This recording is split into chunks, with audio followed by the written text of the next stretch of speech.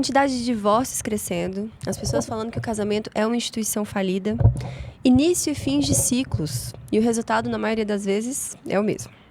Infelicidade, insatisfação, ciclos de ansiedade, depressão e outras tantas doenças emocionais. Como o tema de hoje é sobre filhos e finanças, eu sempre recebo perguntas como: os filhos são o motivo do sucesso do seu relacionamento? Eu devo ter quantos filhos Deus mandar mesmo que eu não tenha condições de cuidar? E a paternidade responsável, como é que ela funciona? Seja bem-vindo ao Tipodcast. Vem com a gente que nós vamos te conduzir numa jornada de muito aprendizado que vai iluminar a sua mente e explodir a sua cabeça. Meu nome é Ana Paula e eu tô aqui com meu marido maravilhoso, Natan. E aí, pessoal? E hoje nós vamos falar de filhos, finanças e fé. O que sustenta um casamento incrível? Bom, essa é uma pergunta muito frequente, né, meu amor, que a gente recebe nas nossas redes sociais sobre, afinal de contas, o que a igreja fala? Eu devo ser aberto à vida, mesmo sem dinheiro, mesmo com dinheiro? O que eu preciso fazer com a minha maternidade, com a minha paternidade, a depender das minhas condições financeiras? Então, hoje a ideia é que a gente aborde um pouquinho de cada um desses temas. Vocês vão ver ao longo do podcast que todos eles estão relacionados de alguma forma. Mas vamos começar. E aí, meu amor, quem tem medo de ter filho por conta do dinheiro? O que essa pessoa faz? Bom, são muitas questões a considerar, né? Nós, inclusive, passamos por esses questionamentos durante algum tempo, né?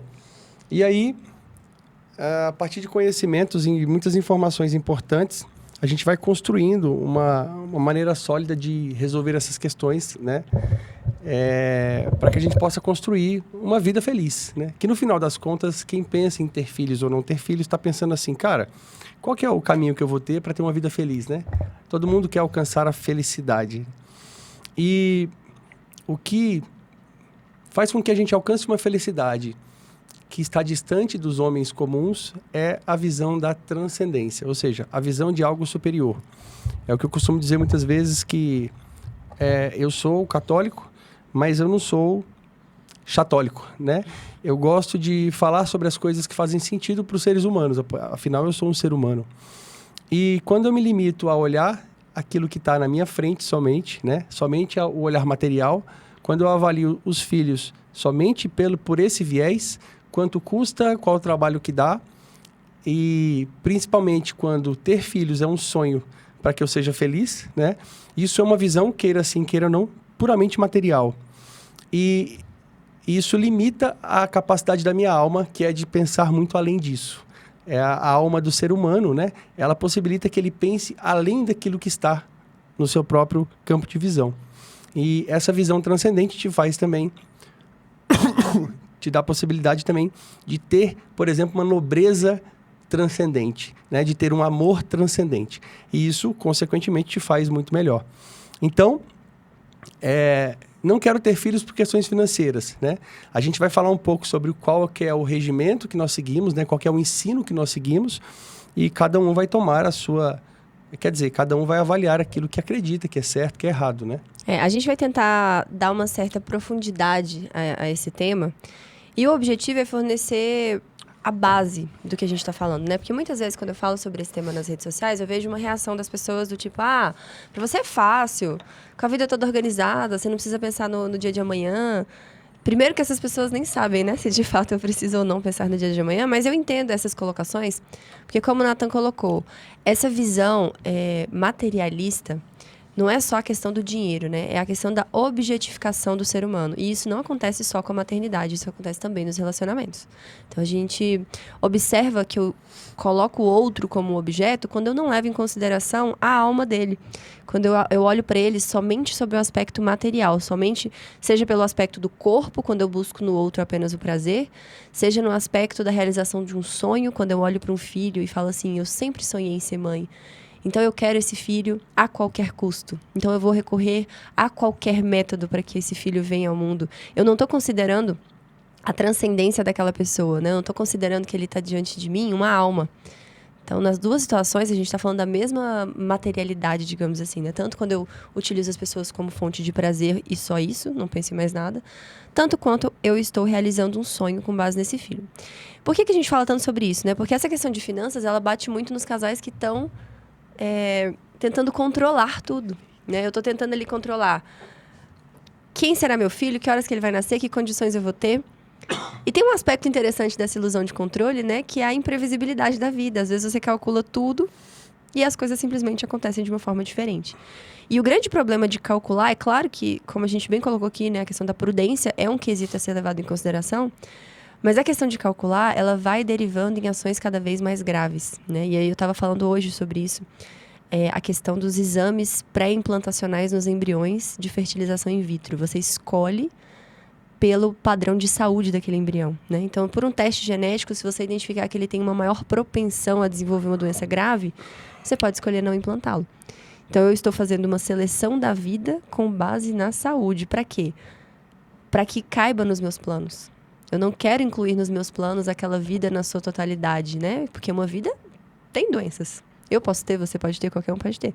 Mas ali eu estou tendo uma derivação dessa vontade de ter controle sobre tudo, que vai chegar na hora que você vai matar um bebê. Porque é isso que acontece, não sei se todo mundo sabe, né? Quando eu tenho a fecundação, eu tenho um embrião, ali eu já tenho uma vida. Então eu vou jogar fora essa vida porque ela não me serve por conta da doença. E alguém me mandou uma mensagem, né? Poxa, você acha que a família vai pagar um tratamento caríssimo para engravidar, para ter um filho doente? Olha essa frase que forte, né? Olha Péssimo, a que né? eu tô rebaixando o ser humano. Não interessa se ele é um ser humano doente, ele continua sendo um ser humano. A alma dele não tá doente, mas a alma de quem pensa assim começa a estar, né? Então fica aí uma reflexão para que a gente consiga separar valores de coisas que têm valor, né? São coisas diferentes. É interessante quanto algumas coisas se tornam naturais, né? Quando as pessoas falam, parece que isso é natural e normal. Mas ninguém tem a noção da bizarrice que existe nesse pensamento. E eu não estou criticando quem está pensando. Às vezes você está olhando assim, já vem aquele cara lá falar que todo mundo está errado. Não é isso não, tá? O que acontece? Quando a gente passa a olhar a vida com o controle daquilo que não deveria ser controlado, pois o sofrimento inevitável da vida é o que torna a gente capaz de coisas incríveis. Então, por exemplo, como que eu consigo ser capaz de amar? Né? No primeiro podcast nós falamos sobre isso. Quando que o amor ele é evidenciado? Nos momentos onde está todo mundo sorrindo, bonito? Não. É quando existe uma dificuldade, né? Que você coloca à prova aquele mutirão de sentimentos dentro de si e consegue olhar para o outro e falar assim, nossa, eu tô aqui, né? Tô aqui, faço o que for necessário. Você olhar para o seu lado e falar assim, posso contar com essa pessoa? São pessoas que olham a vida e falam assim, não importa quais dificuldades virão, que eu serei capaz de enfrentar. Então, ser um ser humano com quem se pode contar, é necessário que você olhe a vida e enfrente-a como ela é, né? Agora, você quer ter um filho, você quer controlar todas as circunstâncias, né? Quer dizer, se esse filho tiver uma doença, você não é capaz de amá-lo assim, né? Você vai ficar perturbado durante a vida pela possibilidade da doença. Então, é o que eu falo, né? A gente já teve alguns momentos de hospitais com as crianças e se, por exemplo, um filho meu morre, seja de uma situação trágica, seja de uma doença, seja de um acidente que eu provoque, né? E aí, mesmo assim, se eu fosse pensar, eu escolheria que essa vida não tivesse vindo, né? E esse pensamento de olhar a vida real e falar assim, essa vida que eu vou enfrentar, né? Seguindo os ensinamentos corretos, quem vai olhar esse ser humano que sou eu que estou seguindo, você vai falar assim, rapaz, esse cara aqui eu posso contar com ele. Então, o seu cônjuge te olha e fala assim, eu posso contar, porque não importa qual dificuldade vai aparecer, que eu vou enfrentar. Então, quando a gente começa a controlar essas coisas incontroláveis, que deveriam ser incontroláveis, a gente se torna frágil, porque você quer controlar circunstâncias que deveriam ser deveria ser sua habilidade de superá-las, né, enfrentá-las e corrigir a rota. E fora que a gente esbarra naquele discurso muito controverso, né? Eu quero escolher para que o bebê não sofra. Ou seja, eu vou matar ele logo aqui, porque ele não nasce e não tem a possibilidade de sofrer. Né? E me chamou muita atenção, porque eu estava estudando sobre esse tema, que é um tema que eu recebo muitas perguntas, então eu estou cada vez mais me aprofundando. E um dos exames era o diagnóstico de trombofilia. Talvez o Inácio, meu filho, reprovasse nesse exame. Eu não sei qual que é a genética dele, eu sei que ele tem um problema genético, que eu também tenho, que está relacionado à coagulação, e pode ser que um desses genes ele reprovasse lá na prova. E aí, era melhor eu ter descartado meu filho? Porque ele tem uma doença? né? Certamente que não. E o pior ainda é a gente fazer isso com esse discurso. Quem vai querer colocar no mundo uma criança para sofrer, né? Olha que loucura. Como Bizarro. se você se cercar das possibilidades ali, dizer que ela não vai ter nenhuma dessas doenças, fora tantas outras que ele pode adquirir na vida dele, fosse alguma garantia de que não haverá sofrimento, né? Assim, e outra, você não está pensando no sofrimento dele, certamente. Você está pensando no seu sofrimento como pai. Porque o pai não tem como amar uma criança que não existe. Não tem como ele colocar... Eu amo tanto essa criança que eu não vou nem deixar ela existir para ela não sofrer. Isso é o cúmulo da bizarrice. Então, assim, comecemos a refletir sobre essas coisas. Não é porque uma coisa é dita várias vezes que ela vai se tornando certa, não. Então, não tem... tudo isso parte da mesma raiz, né? Então, é por isso que a gente está abordando esse tema, começando dessas considerações essenciais, né? De onde vem a ideia dos filhos? Porque eu preciso entender qual papel as coisas ocupam na minha vida para eu dizer o quanto vale e o quanto não vale. Para eu dizer o que eu estou disposto a enfrentar por aquilo e o que eu não estou. Qual o papel que aquilo ocupa na minha vida? Qual o papel que o filho ocupa na sua vida, na minha vida? O filho é um sonho? O filho é um prêmio? O filho é uma conquista? O filho é algum presente que eu dei pro meu marido que queria ter 5 filhos? Eu falei, toma, vou te dar seus 5 filhos. É isso que o filho é na minha vida? Ou o filho é algo que está fora do meu controle?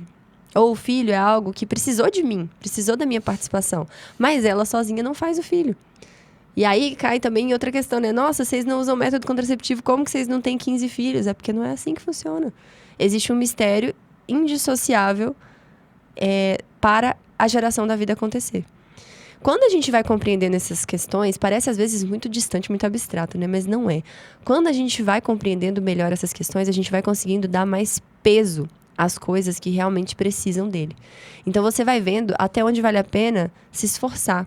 Você vai vendo até onde vale a pena abrir mão de certas coisas. Você vai conseguindo colocar na balança as coisas com o peso que elas realmente têm. Porque hoje a gente coloca na balança coisas assim que deveriam pesar como uma pluma e a gente pesa como um chumbo. O nosso sofrimento, as nossas noites sem dormir, as mudanças no nosso corpo, deixar de viajar, fazer nossa viagem tão sonhada para a Europa. Isso é colocado na balança e do outro lado está a vida de uma pessoa. E aí, o que o Nathan falou da transcendência nos ajuda nesse sentido, porque eu começo a entender que, uma vez que uma alma existe, para sempre ela existirá. Então, ali não acaba mais. Então, nós demos a vida a 4 filhos, aquelas 4 almas nunca mais morrerão. Depois que o corpo foi embora, essas almas vão para algum canto. Deus queira que elas, né, subam. E esse é o nosso papel, formar a pessoa bem para isso. Mas quando você tem essa visão que a coisa não se limita ao que nós estamos vendo aqui, que aquela pessoa tem um valor, tem a dignidade dela, eu começo a ver o quanto essas outras questões não deveriam aparecer na minha cabeça. Porque quando a gente fala desse tema, não sei o que você pensa, amor, mas assim, não é a maioria das pessoas que está vivendo uma situação de miséria, passando fome. São pessoas que têm uma condição, às vezes, parecida com a nossa, às vezes até melhor que a nossa, que colocam questões financeiras à frente dessa ideia, né? Que conseguem fazer esse contrapeso com essas coisas. Então, esse medo, eu vejo muito associado a isso, né? A dificuldade de enxergar esse valor. Então, assim, se parar para pensar, na verdade, ainda, não verifiquei os últimos dados, mas ainda quem deve ter mais filhos são os mais pobres, né? Então, até coloquei aqui, né? Vamos lá. Tenho medo de ter mais filhos e não ter dinheiro para proporcionar o mínimo necessário. E aí eu coloquei aqui, né? Prudência, covardia ou paternidade responsável. Porque a paternidade responsável é um tema falado sobre algumas pessoas já um pouco mais esclarecidas, né? Que buscaram um pouco de conhecimento, quem sabe, ou já ouviram falar sobre isso, né? Veja bem, dinheiro e filhos não andam juntos, como você já falou várias vezes, e isso é muito óbvio, né? É só olhar as pessoas mais ricas e perceber quantos filhos elas têm, né? Então, dinheiro e filhos não andam de mãos dadas. Mas então, o que será que anda de mão dada, né? E aí, o que acontece? Você casou ali dentro, né? E o casamento, o ato conjugal, né? Ele precisa dessa possibilidade da geração da vida, né? Só que você pode escolher espaçá-la, né? E aí eu acho que a gente pode começar, meu amor, com essa questão do humanae vitae, né? Que do domínio de si, é o texto, esqueci o nome que fala, a encíclica do padre João Paulo. Do Papa João Paulo. Lê aí, minha deusa, por favor. Leio, vamos lá. Uma prática honesta da regulação da natalidade exige, acima de tudo, que os esposos adquiram sólidas convicções acerca dos valores da vida e da família e que tendam a alcançar um perfeito domínio de si mesmos. O domínio do instinto, mediante a razão e a vontade livre, impõe, indubitavelmente, uma ascese, para que as manifestações afetivas da vida conjugal sejam conforme a ordem reta e, em particular, concretiza-se essa ascese na observância da continência periódica. Mas essa disciplina, própria da pureza dos esposos, longe de ser nociva ao amor conjugal, confere-lhe, pelo contrário, um valor humano bem mais elevado. Requer um esforço contínuo, mas graças ao seu benéfico influxo, os cônjuges desenvolvem integralmente a sua personalidade, enriquecendo-se de valores espirituais. Ela acarreta a vida familiar, frutos de serenidade e de paz, e facilita a solução de outros problemas. Favorece as atenções dos cônjuges um para com o outro, ajuda-os a extirpar o egoísmo, inimigo do verdadeiro amor, e enraiza-os no seu sentido de responsabilidade no cumprimento de seus deveres. Além disso, os pais adquirem com ela a capacidade de uma influência mais profunda e eficaz para educarem os filhos. As crianças e a juventude crescem numa estima exata dos valores humanos e num desenvolvimento sereno e harmônico das suas faculdades espirituais e sensitivas. É por isso que eu falo que nós somos católicos, não é porque a gente veio pelo amor, porque as pessoas chamaram, ou não por isso não, é por questão de lógica, né? Por que eu quis começar com esse texto? Nós começamos com esse texto. É preciso ter a primeira noção do que é a vida, do que é o matrimônio, tá? Para você falar agora de paternidade responsável, de regulação da natalidade. Eu vejo que assim, você não é obrigado a ter muitos filhos, nada a ver, você nem tem que ter muitos filhos. Isso é uma questão entre você e aquilo e a sua circunstância, aquilo que você enxerga de certo ou errado no mundo. Porém, existe a verdade, né? E quando a gente fala de espaçar uma gestação, né? O que a gente está falando? De ter quantos filhos, de escolher isso, a gente está falando o quê? Da promiscuidade, a gente está falando da hipersexualização, a gente está falando das pessoas evitando os filhos o tempo inteiro, o uso de anticoncepcionais, o excesso, né, de sexualização de tudo. Então, a gente fala de uma perversão, né? E aí as pessoas não querem, por exemplo, ter mais filhos porque querem curtir mais a vida, querem viajar mais e querem fazer um monte de coisas. Qual que é o problema disso tudo? Tem problema você querer curtir o seu marido, a sua esposa? Não. O problema é o ser humano não trabalhar com compromissos, né? Ou ele não ter a noção real da vida humana. Então, por exemplo, todo mundo quer ter um amigo fiel, todo mundo quer ter uma pessoa com quem pode contar, todo mundo quer ter amizades verdadeiras, amor verdadeiro, todo mundo quer isso. Quando você pergunta para alguém, poxa, eu quero me sentir amado, quero isso, quero aquilo. Mas e aí? Você é um ser humano com quem se pode contar? Afinal, né, amar significa poder contar com o outro, né? Quer dizer, se eu amo, significa que a Ana Paula pode contar comigo, né? E quando a gente então fala de vida, né, e de geração responsável da vida, paternidade responsável, eu estou falando de casais, e a gente quer saber, né? E aí, o seu cônjuge pode contar com você? Na hipótese de você, por exemplo, querer espaçar uma gestação, né? Vocês quererem não ter filhos agora. E aí, é você que precisa, é a mulher que vai ter que tomar o remédio e o maridão lá tá lá de boa? Ou vocês vão fazer, por exemplo, um ato em conjunto, conforme a gente leu aqui para vocês, um ato em conjunto onde os dois vão se sacrificar juntos, né? Como é que funciona tudo isso, né? Vocês também não querem ter mais filhos, por quê? Porque vocês querem viajar e curtir o mundo e viver essa vida? Ou é porque você tem um motivo sério de não ter filhos, né? Enfim, são várias questões para avaliar. Não estou falando para vocês o que é certo e errado em si, porém eu estou falando da verdade, né, que nós podemos aqui provar, só que, enfim, né? Esse comprometimento é a base, né? O uso dos métodos contraceptivos, ele vem numa pegada de liberdade sexual. Não adianta as pessoas quererem convencer que a principal aplicação dos métodos contraceptivos é um casal que está casado, unido, comprometido, e ele quer apenas espaçar as gestações porque não confia nos métodos naturais. Não é isso. Então, não tem como você dissociar essa liberdade sexual que busca apenas o prazer sem as consequências da banalização, mas da utilização em massa dos métodos contraceptivos. Ele vem nesse cenário, vem com essa pegada. As empresas que fazem propaganda disso fazem isso. Mulher, tenha controle sobre a sua vida. Ou seja, você pode usar o remédio, que aí você pode se relacionar com quem você quiser. Olha que loucura, né? A gente não precisa nem mencionar a epidemia de doenças sexualmente transmissíveis, que foi estouradíssima após o advento dos métodos contraceptivos medicamentosos. E assim, isso não traz benefícios e não tem como você olhar para uma ótica que traga. Agora, essa questão do casal unido num compromisso. Compromisso esse que está sendo assumido por duas pessoas, onde elas duas bancam a responsabilidade pelas suas consequências. Isso é um cenário completamente diferente. Então, tem casais que estão unidos em matrimônio e aí eles estão brigados. Aí a pessoa fala assim, como é que eu vou ter filho com essa pessoa? Tá tudo errado, porque primeiro eu preciso resolver. Os filhos, eles são a consequência de um amor conjugal, mas que vem de um comprometimento com o sucesso daquela relação em primeiro lugar. Por isso que a gente fala nessa ordem, primeiro o casal, depois os filhos. Porque eles são uma consequência de um amor ajustado, de um amor que está comprometido com a evolução constante, com a entrega constante, com a melhoria constante. Só que o que a gente observa é o cenário contrário disso. E aí, como consequência, eu quero evitar os filhos porque eu não quero piorar algo que já está ruim. Né? Então, esse é um dos cenários que a gente observa a aplicação dessas questões de não quero ter filho, não quero ter filho. Mas o problema não está em querer ter filho ou não ter filho. O problema está prévio a isso. Então, a gente precisa focar sempre na manutenção de tudo isso que está escrito aqui. O domínio de si. Então, o que a orientação dessa encíclica nos ensina? Que eu preciso dominar as minhas paixões e colocá-las a serviço de algo que realmente é bom. Então, se eu estou no meu relacionamento, eu estou casada... Diante de uma situação grave, há necessidade de um espaçamento, de uma gestação. Qual é a recomendação? Que ambos dominem a si mesmos. A mulher conhecendo o seu corpo. E esse conhecimento do corpo, ele é compartilhado, né? Acho interessante que muitas vezes a gente fala que a igreja é opressora, que a igreja não valoriza as mulheres.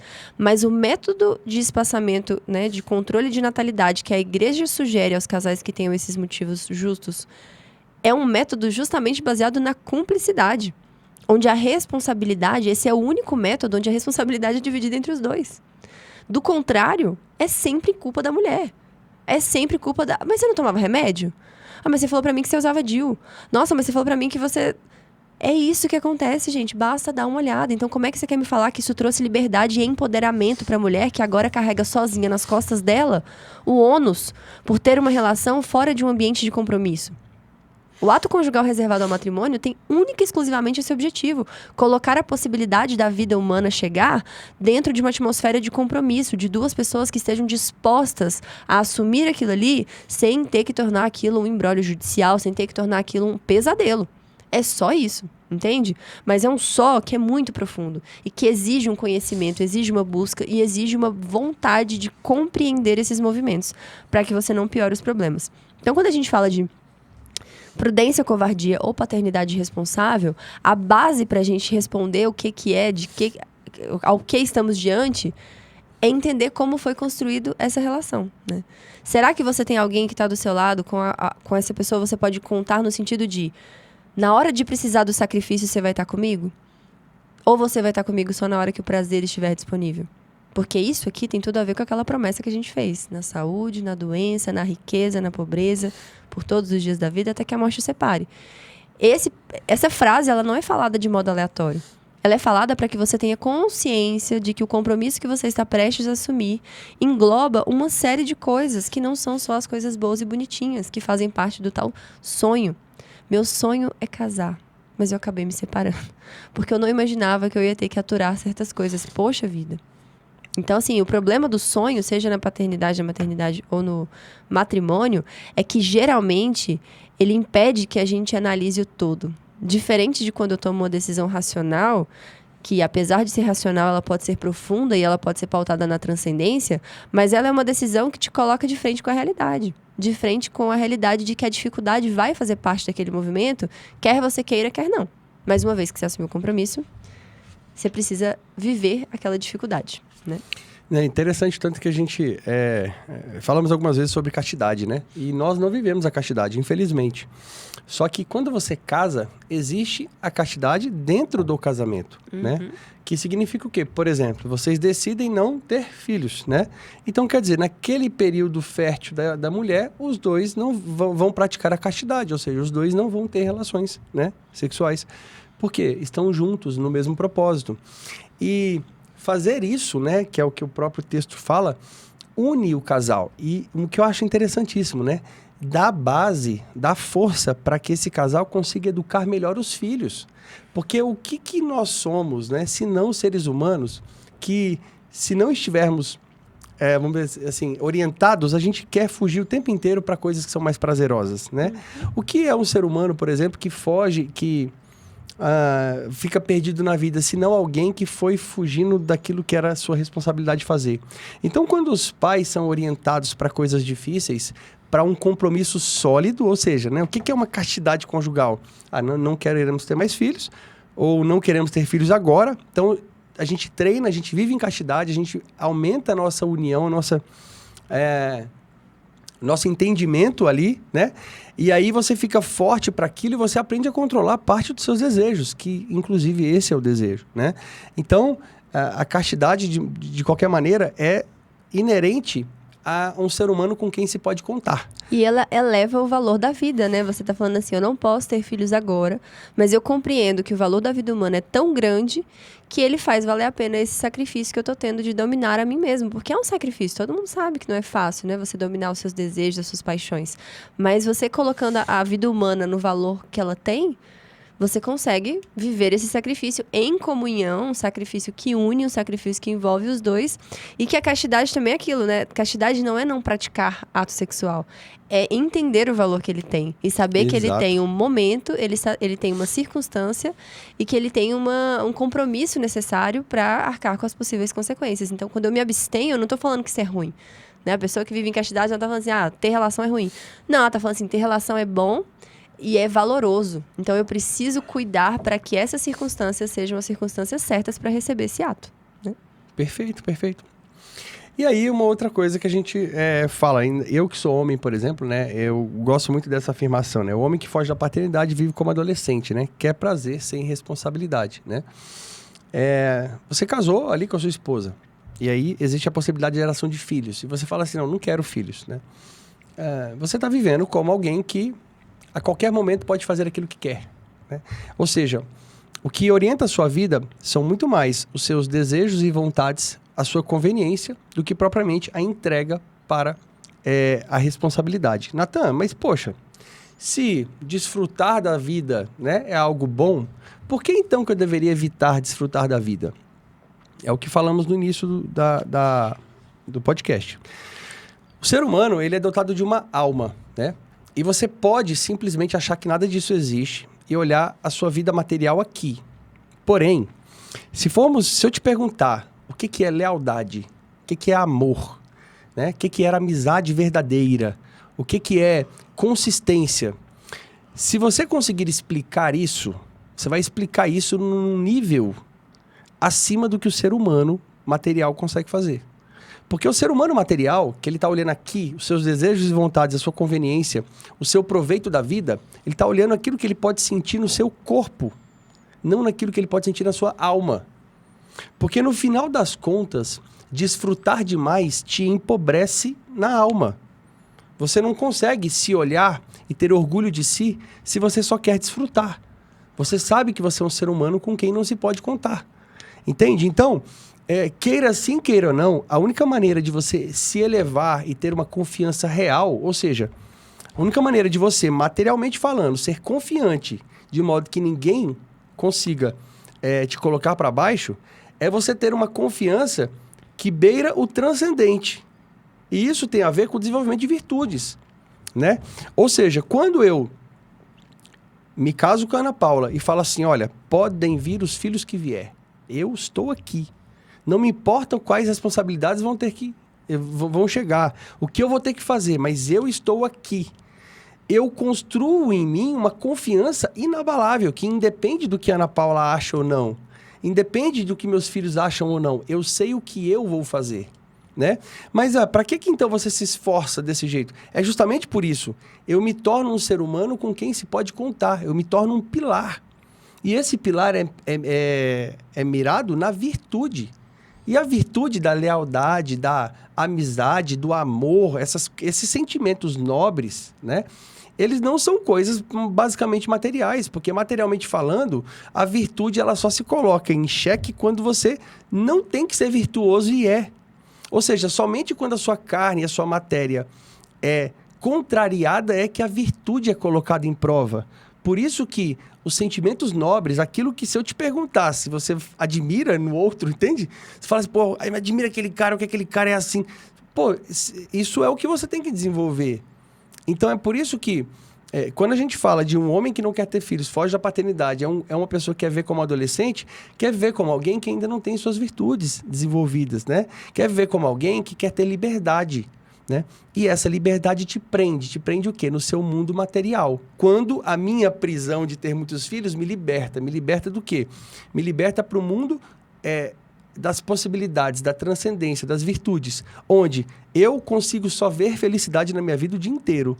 E você que vive no mundo material, tudo te incomoda o tempo inteiro. Não tem como fazer, porque seu mundo é material. Aqui as pessoas fazem coisas erradas, né? E essa orientação errada, ela rouba de nós a humanidade, né? Porque se a gente observar, nós somos os únicos seres capazes de decidir contra as nossas vontades, né? Decidir contra os nossos impulsos. Então, eu, por exemplo, tô aqui, tô com fome, mas eu consigo não comer. Eu tô aqui, tô com vontade de dormir, mas eu consigo ficar acordada. Eu consigo, pela minha inteligência, que é própria do ser humano, escolher coisas que vão contra os meus impulsos, que são as minhas vontades. Então, eu consigo fazer com que a minha inteligência domine a minha vontade. Quando eu quero viver pelas minhas vontades, eu estou cada vez mais me rebaixando ao bicho. Porque o bicho é assim, né? Chega no período fértil, ele quer ter relação. A barriga ronca, ele quer comer naquele momento que tiver. Ele não consegue esperar para fazer uma comida mais saudável. Aparece um compromisso, ele quer dormir, ele dorme. Ele vai, paulatinamente, se tornando mais bicho do que homem. Enquanto que, para se tornar um ser humano e buscar ser cada vez mais humano, eu preciso cada vez mais da ação da minha inteligência em vencer as minhas vontades que me puxam para baixo e me elevar. É o que o texto fala aqui da ascese, né? Da ascensão da alma. Para que eu me torne uma coisa mais evoluída, eu preciso conseguir o domínio de mim mesmo. E esse domínio está na minha capacidade de enfrentar os desafios que eu não conheço também, né? Porque quem vive com medo também não se dominou. Você tô fazendo, mas eu tô com medo de tudo. Mas e o dia de amanhã? Mas e se meu marido morrer? Mas e se meu filho estiver doente? Isso também faz parte do domínio. É interessante, é meio contraditório, mas faz todo sentido, né? O domínio de mim inclui assumir que eu não tenho controle. O domínio de mim inclui assumir que tem coisas que eu não domino, mas que eu vou viver apesar disso. E que eu vou continuar encontrando respostas para perguntas que eu nem sei quais são e vou continuar encontrando soluções para desafios que eu ainda não conheço. Mas eu tô aqui com essa disposição a viver apesar dos desafios, né? Essa disposição de não ter medo. E aí o que a gente falava lá de covardia tem tudo a ver com isso. É sim uma espécie de covardia. Você temer uma coisa só porque você não sabe o dia de amanhã. Você recusar algo grande só pela possibilidade de perder isso amanhã. Isso é uma covardia. E o ser humano precisa orientar-se para a coragem e não para a covardia. Isso inclui o domínio de nós mesmos e isso inclui, assim, de forma muito intensa, sair da adolescência, né? Porque eu vejo muitos adultos que têm essa dificuldade. Mas eles fazem pior, não é nem que eles não saem da adolescência, porque na adolescência você vê aquele movimento de coragem, de valentia, né? Você vê o adolescente tentando fazer coisas que ele não dá conta. Você vê o adolescente botando banca, assumindo algumas coisas que sabidamente ele não consegue arcar. O adulto que não saiu da adolescência, ele carrega, parece que o pior de todas as fases. Ele perde essa valentia do adolescente. Mas ele também não ganha aquela coragem necessária do adulto. Perde a energia do adolescente também. Exatamente, ele perde o vigor com o qual o adolescente enfrenta o mundo. A criatividade, né, do adolescente. E ele vai se tornando um covarde que nem tem a valentia inconsequente e nem tem a coragem prudente do adulto, né? Ele vai ficando o pior dos dois mundos. Então, isso é um cenário extremamente triste de você presenciar. Ver um adulto que quer uma vida de farra, uma vida de cada dia eu tô com uma mulher, cada dia eu tô com um homem. No trabalho eu sou um irresponsável, eu sou um mentiroso, eu sou o que pega o atestado falso, eu sou aquele que finge que faço o trabalho e empurro nos outros. Eu sou aquele ser humano deplorável, aquele ser humano que você sente pena, né? Que você olha e fala assim...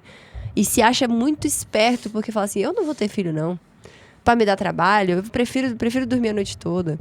Isso é uma realidade. Eu sei que não é a totalidade das pessoas que não querem ter filhos, mas existe essa parcela de pessoas que precisa com certa urgência refletir e evoluir e parar de ter medo, porque no fim das contas, se você for fazendo todas as derivações possíveis, você chega nisso. O medo, a incerteza, a insegurança. E não é só o medo no mundo, né? Que as pessoas falam assim, não vou botar filho no mundo. Não no mundo do jeito que tá muito perigoso. É o medo em si mesmo.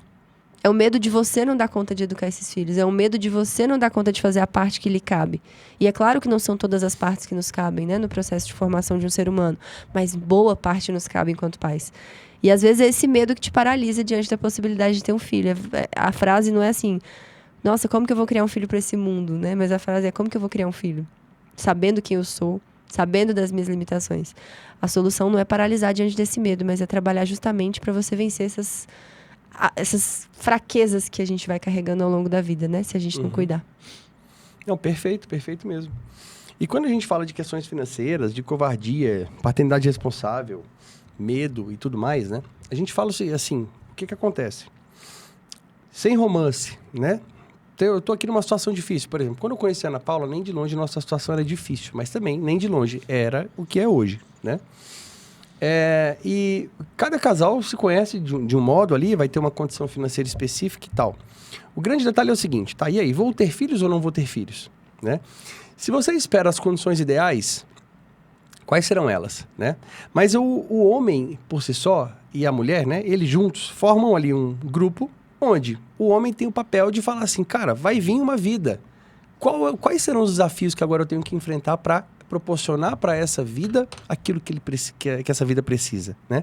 Então, é uma atitude muito mais proativa de ir atrás daquilo que tem que ser feito, né? É a ideia de buscar o javali nas costas. Ó, meu amor, é o seguinte, né? Tamo junto nessa, vou lá buscar o javali nas costas, né? Eu vou assumir essa responsabilidade, porque não é porque você vai ter filho que Deus vai te abençoar com riqueza material. Não é isso que a gente está falando. Mas, vem um filho na barriguinha ali da sua esposa. E aí, o que você vai fazer? Você vai ficar preocupado com as contas ou você vai correr atrás de resolver esse problema, né? E essa atitude proativa do ser humano, ela tem poder de construir mais dinheiro, construir mais estrutura, de construir as coisas. Quando a gente não tinha filho, a gente lembra com o que a gente gastava nosso dinheiro, o que a gente fazia com os nossos dias. A gente gostava de sair, a gente, né, gostava de... bebia mais um pouco, se divertia muito mais. E aí, daqui a pouco, né, você estava grávida da Lara. Você pode ser tomado por um sentimento de responsabilidade, como também pode não ser tomado, né? Agora, quando você é tomado pelo sentimento de responsabilidade, de ir atrás do javali, né? Vou trazer estrutura para essa casa, né? A mulher a mesma coisa, vou também trazer estrutura para essa casa. Não importa quem está trabalhando, quem não está, porque isso aí é uma questão de cada relacionamento. Fato é que vocês vão atrás de construir aquela estrutura necessária para dar a vida àquela criança. E claro que dar a vida não é somente a parte material, mas ela ajuda, claro, né? Poxa, como é que faz?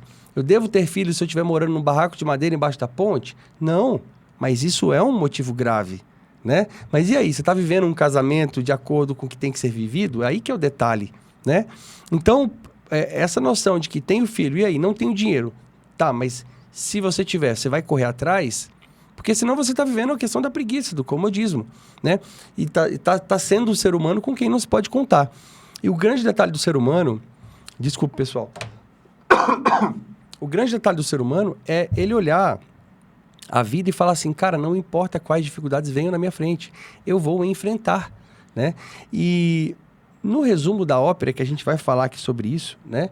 O dinheiro por si só, ele pouco muda no contexto de felicidade e educação dos seus filhos, né? Ao contrário, dependendo, ele prejudica, né? Porque ele mascara um monte de coisa importante, né? E que, na verdade, essa criança depois se formou e ela não teve aquilo que era importante de fato. Então, uma família precisa de um teto para morar, claro, precisa de um mínimo de segurança, precisam de um mínimo de estrutura ali, importante. É legal que essa criança tenha proteína para comer todos os dias. Por que eu falo de proteína? Porque proteína é carne, é caro, né? Carne, é ovo, é caro, nem todo mundo tem condição de comprar. Isso é importante? É importante. Mas, muito mais do que isso, né? Se você não tiver o conhecimento adequado, você complica a sua vida ao invés de simplificar, né? Eu acho que existe uma associação do dinheiro como se ele fosse a solução para todos os problemas, né? Quando você não tem dinheiro para alguma coisa que você quer fazer, você começa a botar a culpa no dinheiro. Eu nunca esqueço quando eu comecei na internet, há 10 anos atrás, eu acho, que eu falava assim, poxa, mas eu não tenho uma câmera. Poxa, mas eu não tenho um... Na época nem se tinha microfone, né? As blogueiras trabalhavam só com câmera mesmo. E aí eu falava que eu não tinha dinheiro para comprar um tanto de coisa e que era por isso que não dava certo. Quando eu fui entender o que era a questão, eu fui capaz de gerar valor com o meu celular. E tudo bem, é um bom celular, mas se ele não fosse, não ia ter nenhuma interferência dentro do que eu me propus a fazer. Então, aquilo ali, eu achar que o dinheiro ia resolver o meu problema, era uma grande falácia, porque o dinheiro não ia resolver o problema da minha preguiça. O dinheiro não ia resolver o problema da minha covardia. Não se tem à venda coragem, não se tem à venda atitude. Infelizmente, essas coisas o dinheiro, de fato, não compra. E eu sei que às vezes as pessoas esperam assim uma lista, né, do que é o mínimo para se ter uma criança. Eu preciso o quê? Que ela estude numa escola particular, que ela tenha um plano de saúde. Essas coisas são particulares de cada realidade, mas não se esqueça das suas origens, né? O mundo mudou. Mas isso não significa que a vida hoje seja um inferno, né? Que a criança estudar numa escola pública seja o fim do mundo. Eu estudei em escola pública e eu fui muito feliz estudando em escola pública. Eu não tive plano de saúde por uma época da vida. Logo, né? Depois minha mãe, no trabalho dela, tinha. Mas, assim, a realidade é que as coisas que importam mais, elas não estão atreladas ao que as pessoas pensam que elas estão. Porque o que a gente mais vê são pessoas que não têm dinheiro em um certo momento da vida. Daqui a pouco elas ficam ricas, mas os valores não foram comprados com esse dinheiro. E aí elas ficam pessoas que amplificam os erros que elas tinham quando elas não tinham dinheiro, né? Porque, de certo modo, quando elas não tinham dinheiro, elas tinham mais esforço. Talvez mais esforço para fazer a família ficar ali mais unida. Talvez mais esforço para fazer uma comidinha mais bem feita para que seja um momento feliz dentro de tão poucos momentos felizes que elas tinham. E aí, de repente, vem o dinheiro e ele começa a comprar um monte de outras coisas, né? Começa a comprar, inclusive, a distância dos seus filhos, porque agora você pode pagar uma babá para ficar com eles, não precisa ser você. Começa a pagar a comida que você pede, não é mais aquela comida que você fez pro seu filho. Então, o dinheiro, ele tem esse papel. O dinheiro na mão de quem não formou uma base virtuosa, ele pode ser uma arma muito letal, né, para essa família. E, de fato, a gente tem várias experiências, eu tenho certeza que vocês também, de pessoas que não planejavam ter filhos, não tinham condição para isso. Tiveram, engravidaram e conseguiram fazer coisas extraordinárias com a própria vida. Viram ali um significado. Eu tenho amigas que engravidaram mais jovens, né? Nessa época mais de balada. Elas saíram da balada, a gente não as via mais na balada. Onde que elas estavam? Trabalhando, estudando, cuidando desse filho. Sabe, com a ajuda dos pais ou não, se virando ou não. Mas elas se tornaram pessoas muito melhores depois desse filho. Por quê? Porque isso se tornou uma motivação. Então, quando a gente pensa no valor da vida humana como uma coisa pela qual vale a pena a gente dar o nosso melhor, Deus não bota a mão lá na sua conta bancária e enche ela magicamente de dinheiro, mas também não dá para negar que Ele nos dá um suporte, né? Nós somos uma prova viva disso. É claro que Deus sempre nos pegou trabalhando, mas tem coisas que não tem explicação. Tem oportunidades que surgiram na minha vida que eu não tinha quando eu não tinha filhos. E nem quando eu tinha um filho, nem quando eu tinha dois. Então, assim, coisas que eu jamais contei com elas. E eu também jamais imaginei que elas aconteceriam. Mas elas soam para mim como não é uma recompensa, mas é um esforço que vai sendo retroalimentado. Quanto mais eu me esforço, quanto mais eu entrego, quanto mais eu me dedico, mais coisas vão acontecendo. E é claro que nem para todo mundo isso vai se traduzir em dinheiro propriamente dito. Às vezes as pessoas vão evoluindo numa sensação de conformidade com aquilo que elas estão vivendo, sabe? A evolução que Deus concede para algumas pessoas que eu vejo na prática é isso. Você tem uma situação mais difícil que te incomoda muito. Aí você tem filho, a situação vai ficando mais difícil. Mas essas pessoas vão conseguindo se adaptar e viver uma vida extremamente feliz. E viver uma vida completamente diferente do que elas mesmas imaginavam, né? Uma pessoa às vezes está numa situação difícil e fala assim, meu Deus, como é que eu vou ter mais um filho nessa situação que eu tô aqui? É impossível. Aí ela tem um filho. E aí as coisas se rearranjam, ela se reorganiza ali, ela muda os horários de trabalho, o marido começa a fazer outra coisa, e ela começa a vir aqui na internet e usar essa ferramenta que a gente usa tão mal, que o que tem de gente ganhando dinheiro com N coisas aqui na internet, não é brincadeira. Então, assim, existe uma abertura de visão também, né? Que quando a gente coloca a intenção na frente de vou fazer o que for preciso, as chances são de que você encontre uma solução, né? E essa solução nem sempre vai se traduzir em mais dinheiro físico. Mas às vezes ela vai te traduzir em uma forma diferente de olhar para as coisas. Eu vejo isso acontecendo, né, com certa frequência entre as pessoas. Então essa ideia de assumir o rojão é falar assim, pode vir, touro bravo, que eu vou subir em você e vou montar, e às vezes eu vou ser derrubado, mas eu vou subir de novo, e aí você vai me derrubar de novo. Essa coragem de enfrentar, eu acho que ela supera muitos desafios relacionados a finanças, quando o assunto é ter filhos por causa de dinheiro. Então a gente tem essa ordenação do que realmente é importante. E não venha dizer que não tem gente que pensa que só vai ter filho quando puder pagar uma viagem pra Disney, porque tem muita gente assim. Ah, mas você quer dizer que tá errado? Eu quero.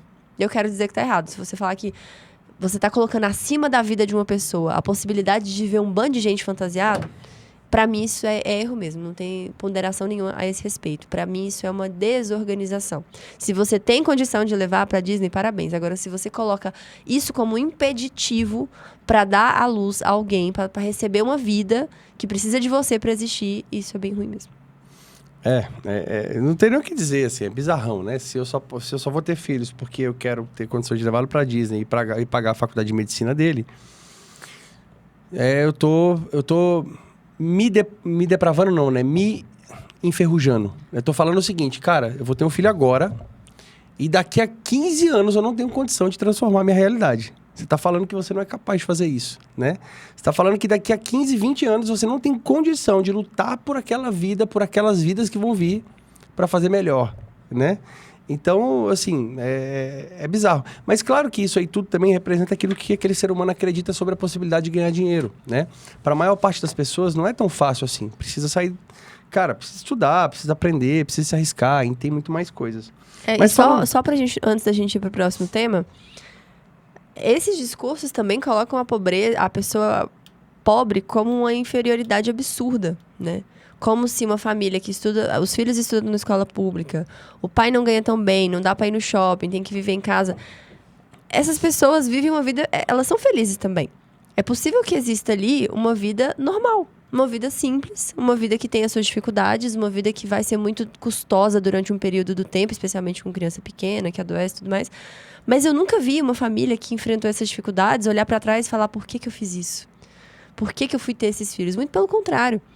Sabe, os pais olham pra esses filhos, primeiro que é uma potência que você não sabe o que vai acontecer, né? Porque tem pessoas que ficam milionárias vindo de famílias humildes, claro que são a minoria.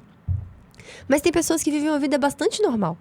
Crianças que crescem no seio dessa família com essas dificuldades financeiras e se tornam boas pessoas, e vão estudar, e vão trabalhar, e vão buscar um futuro diferente. Pessoas que passaram por verdadeiras dificuldades. Eu conheço pessoas que passaram necessidade, né? Passaram fome. Mas elas superaram essa parada toda e com os filhos do lado. E depois esses filhos cresceram e se tornaram uma família muito orgulhosa dessa história. Então eu não tô aqui fazendo nenhum incentivo para que as pessoas sejam inconsequentes e passem fome. Não é isso. Só que eu tô falando para pessoas que estão aqui na internet, estudando. E isso já dá uma mínima condição, uma mínima estrutura para elas. E são essas mesmas pessoas que estão aqui na internet nos ouvindo, que estudam, que conseguem discernir sobre as coisas, que estão fazendo essa associação, né, entre o fim do mundo ser o meu filho ter que estudar na escola pública. Isso aí é tão grave, tão grave, tão grave que eu prefiro que ele nem exista. Se for para estudar na escola pública, é melhor que ele nem exista. Essa associação é muito ruim, né? É claro que a gente se esforça para dar o melhor para os nossos filhos, mas a gente tem que entender que o melhor, ele tá um pouco mais distante do que isso aí que você tá pensando. O melhor, inclusive, é muito mais difícil do que ganhar dinheiro, muitas vezes. Oferecer o melhor para o seu filho em termos de formação moral, em termos de formação de personalidade, de virtudes, isso custa muito mais. Isso aí deveria ser uma preocupação muito maior do que o dinheiro. Sabe? Porque às vezes parece que se eu tiver dinheiro tá tudo resolvido, como eu falei. Às vezes tá tudo mais bagunçado ainda. Porque às vezes o que você fez para conseguir esse dinheiro, o tanto que você colocou esse dinheiro acima de todas as coisas, te fez perder as poucas virtudes que você tinha. E agora para ensinar o seu filho a ser virtuoso, caraca, eu não sei nem o que você vai fazer. Vai ser muito mais trabalhoso, porque você perdeu as suas virtudes ao colocar o dinheiro no centro da sua vida. Então assim, a questão principal aqui para mim é, tem coisa mais difícil do que o dinheiro. Não, e assim, e entrando nesse assunto de dinheiro, a gente fala aqui sobre a finanças do casamento, né? Porque as pessoas perguntam muito sobre isso. Tá, tudo bem, paternidade responsável. Tá, e como é que funcionam as finanças no relacionamento, né? E aí, o ponto principal é justamente essa questão, né? As pessoas dão muita importância a essa história de finanças e finanças e finanças no casamento e não dão importância para aquilo que tem valor de verdade, que é justamente a parte de virtudes, de educação familiar, daquela união conjugal, daquilo que realmente tem valor. Então, o primeiro passo, a primeira coisa que eu falo para vocês, né? Quando a gente fala de dinheiro dentro do relacionamento, tudo é dela, né? As pessoas precisam aprender a falar sobre isso. Às vezes o pessoal acha que eu falo brincando sobre essa questão, né? Mas tudo é da Ana Paula, de fato, tá? Natan, como assim? Que história é essa? O que é o tudo? O tudo é tudo, tudo, né? Não existe plano B, C, D. Tudo é da Ana Paula, só isso. Mas por que você pensa assim? Por que você fala sobre isso? Veja bem, o Natan é um ser humano, já falei sobre isso hoje e vou falar novamente, né? Natan é um ser humano que tem uma alma. Ele pode estar preso àquilo que é material aqui. E ele pode desenvolver virtudes e ser um ser humano melhor do que aquilo que materialmente ele poderia ser, né? Ele pode pensar muito mais numa questão superior, nesse sentido, que vai contra as vontades humanas e controlar os seus desejos e vontades. Todo o meu projeto de vida é construir uma família, é me elevar, é aprender, é me tornar um ser humano virtuoso com quem se pode contar. Um ser humano que meus filhos possam olhar lá na frente e falar assim, cara, meu pai me ensinou coisas de muito valor. Ele é uma pessoa em quem eu posso me espelhar, posso levar como exemplo. Isso é uma das formas, né? Eu quero chegar lá no céu, por exemplo, e que Deus me olhe e tenha misericórdia de mim e fale, poxa, você foi um ser humano, né? É bom, você, sei lá... Entre o que nós temos aqui, você foi alguém que procurou seguir o meu ensinamento, né? Você foi um dos que procurou seguir o meu ensinamento.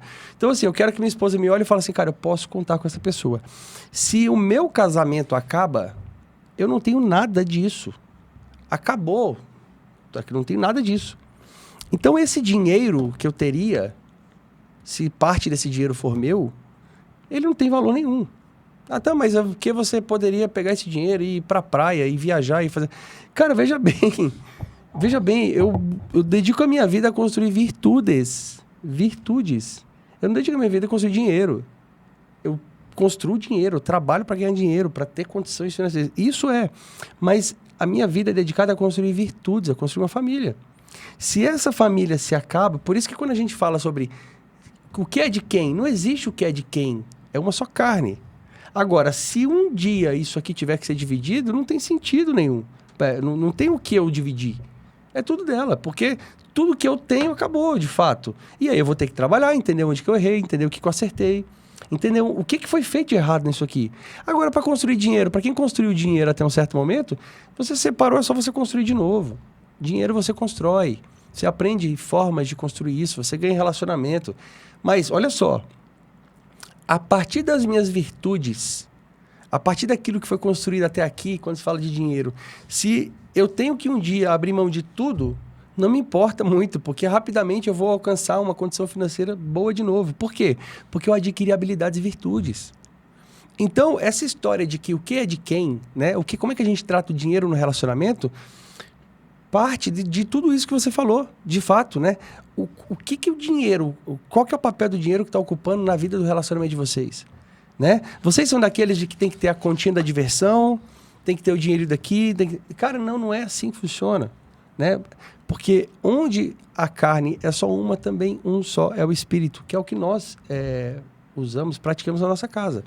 Então, se você tem lá uma só carne, né? Então, só tem um dinheiro, não tem dois dinheiros, né? E aí sim cabe que o casal, de forma madura, se reúna, converse sobre o rumo da família, né? Agora, se a mulher ganha 500 mil e o cara ganha 1.000, e se o homem ganha 500 mil e ela ganha 1.000, não importa, tudo é dela. E tem que ser dela. Não tem outro sentido. Se você for um ser humano virtuoso e for construir uma família, for buscar expandir a sua prole, proteger a sua família e desenvolver virtudes, tudo é da sua esposa e tem que ser dela. Agora a dona do dinheiro vai falar. Como dona do dinheiro, a gente precisa saber o que fazer com esse dinheiro, né? Esse dinheiro, como o Nata falou, ele precisa ser bem utilizado em prol dessa família. Então, não é que o dinheiro é meu para eu fazer a unha, fazer o cabelo, gastar com massagem, colocar silicone, fazer uma lipo. Não é isso. A união, ela envolve essa unidade, né, do dinheiro, e essa unidade na aplicação dos recursos da família. E quais são esses recursos? Recursos materiais, recursos de tempo, recursos de dedicação na educação dos filhos, recurso de cuidado no tempo do casal. Tudo isso precisa ser alinhado nessa família, né? Então, assim, o dinheiro é uma das causas principais de divórcio, né? Quando eu leio isso, eu sempre me impressiono, porque parece um problema tão fácil de resolver, né? Se todo mundo tiver naquela coisa que a gente sempre fala, a mesma disciplina, no mesmo ideal, caminhando no seu caminho, com o mesmo rumo, né? Os dois olhando para lá, para onde vocês querem chegar, porque às vezes a gente perde muito tempo encarando um ao outro, né? E é aquela encarada que busca os defeitos, faz um raio-x, fala o que o outro tá fazendo de errado, com o que você tá gastando. Ah, mas você também comprou um tênis muito caro. Ah, mas você comprou essa blusa que foi muito cara. Ah, mas você comprou... Esse raio-x, ele faz com que a gente fique preso um no defeito do outro, um no problema do outro. Enquanto que, quando a gente consegue os dois olhar para o mesmo rumo, para onde a gente quer chegar enquanto família, quais são as nossas aspirações enquanto família. E olha, enquanto família, inclui o indivíduo. Não significa que você não possa fazer coisas suas, né? Não significa que você não possa, sei lá, eu não posso ir lá fazer minha unha, cuidar do meu cabelo. Mas tudo isso, é muito importante que vocês entendam, tudo isso está a serviço deles. Tudo que eu faço por mim, nada é por mim. Nada é um mero ato de egoísmo. Esse é o meu objetivo de vida. Eu não tenho nada que seja mero ato de egoísmo. Uma coisa que eu faço pra mim, pra que eu fique mais bonita, eu coloco isso a serviço. Uma coisa pra que eu me sinta melhor, eu coloco isso a serviço. Porque eu utilizo isso como combustível pra que eu fique, sei lá, mais alegre. E aí eu esteja em melhor condição de servir a minha família. Quando tudo o que a gente faz, individual ou coletivo, está voltado pra nossa família, boa parte dos problemas desaparecem. Porque aí não é a Ana olhando para o umbigo dela o tempo todo. Não é o Natan olhando para o bolso dele o tempo todo e querendo enriquecer. Para quê? Para ficar rico. Somos nós dois olhando para nossa família e para o rumo que a gente quer levar a nossa família. E, mais importante de tudo, não colocando o dinheiro no centro da nossa vida. Para nós, para os nossos filhos. Os meus filhos me pedem inúmeras coisas que eu tenho condição de comprar hoje, mas que eu não compro. Que eu faço questão de não comprar. Eu faço questão de falar para eles, não, vocês não estão precisando disso. Isso esbarra em tudo, inclusive na educação. Eu vejo famílias que compram um sapato para um, tem que comprar para todos, né? E essa é uma oportunidade de que você ensine que eles são tratados como indivíduos dentro da sua casa. Como que você faz para cuidar de 4 crianças e elas se sentirem amadas? Você tem tempo com cada um? Não. Eu tenho atenção às necessidades de cada um. E isso passa pelas necessidades materiais também. Eu tenho a consciência de ajudá-los a ver que a Lara precisa de uma sandália. Então vamos lá, Heitor e Helena, escolher uma bela sandália para a Lara. Vamos ficar felizes porque a Lara ganhou uma sandália. E nem sempre eles ficam felizes de fato, porque o ser humano tem essas más inclinações. Nós somos egoístas, a gente quer pra gente as coisas. Mas a gente consegue ensinar utilizando bem esse recurso que a gente tem. Tornando tudo que a gente tem uma unidade. O recurso, como eu falei, o recurso dinheiro, o recurso tempo, o recurso atenção. Isso precisa ser uníssono dentro da família. Eu preciso que todo mundo fale a mesma língua para que todo mundo esteja caminhando na mesma direção. E aí, nesse momento, o dinheiro deixa de ser um problema e passa a ser uma ferramenta. E o que você pode fazer com essa ferramenta? Coisa boa, coisa ruim. Nosso papel é descobrir como fazer coisas boas com essa ferramenta que está à nossa disposição. E aí eu coloco tudo a serviço da minha família, como eu disse. Então, se eu começo a ganhar dinheiro daqui a pouco, eu, Ana Paula, vai ser um dinheiro da Ana Paula? Não, ele é um dinheiro que é colocado a serviço da minha família. Então, assim, entendam o que o Nathan falou, né, sobre a questão da esposa ser a dona do dinheiro e entendam o que eu tô falando. E você sendo a dona, o que você faz com esse dinheiro? Você gerencia bem em prol da sua família. Você não coloca no centro da sua família, mas você utiliza como ferramenta para fazer crescer as virtudes da sua família. E muitas vezes o dinheiro pode ser um grande dificultador disso, né? O dinheiro pode ser um muro entre você e as virtudes. Porque o sofrimento, e aí inclui-se o sofrimento material, ele tem um certo poder, se você souber utilizá-lo, de aproximar as pessoas, né? A gente, não sei se você planejou contar em algum momento a nossa pequena dificuldade financeira, mas uma vez a gente passou por uma pequena, muito pequena, mas que a gente precisou fazer uns rearranjos. A gente não podia mais sair para comer fora. A gente não, lembra? A gente ficou alguns meses sem restaurante, que a gente gostava sempre de ir no fim de semana comer alguma coisa fora. E nessa brincadeira a gente fez rondelli, não sei se você vai lembrar, a gente fez jantares em casa. Eu cozinhei, eu não sou excelente na cozinha, mas eu sou esforçada. A gente se uniu muito mais, a gente batizou os nossos filhos, não tinha condição de, né, naquele momento, arcar com uma comemoração. Então a gente fez uma bela galinhada, que foi a mais gostosa de todas, para reunir a nossa família, para celebrar aquele momento. Então aquilo nos uniu de uma forma muito interessante. E por paralelo a essa união, tava o Natan correndo atrás de resolver as coisas, materialmente falando.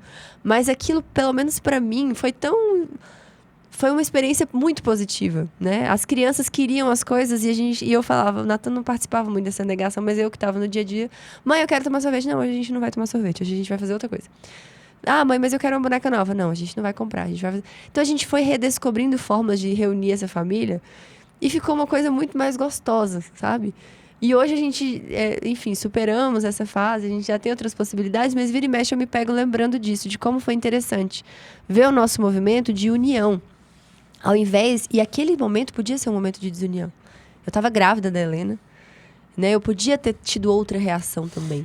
Mas a nossa busca pelas virtudes, ela nos conduz para o lado onde vai trazer as melhores consequências. Então, se eu sou uma pessoa que estou buscando ter virtudes, tanto a falta do dinheiro quanto o excesso do dinheiro não vão ser, para mim, justificativas para arruinar tudo que eu construí em termos de família. E o interessante é que, assim, o dinheiro arruina uma família, mas, na verdade, não é que ele arruina a família, né? São pessoas já arruinadas nas suas próprias cabeças e elas não sabem como tratar as coisas, né? Então, elas usaram o dinheiro a vida inteira como ponto principal da vida, tudo é dinheiro. E aí, na hora que você tem uma dificuldade financeira, você não consegue, você não sabe o que fazer, né?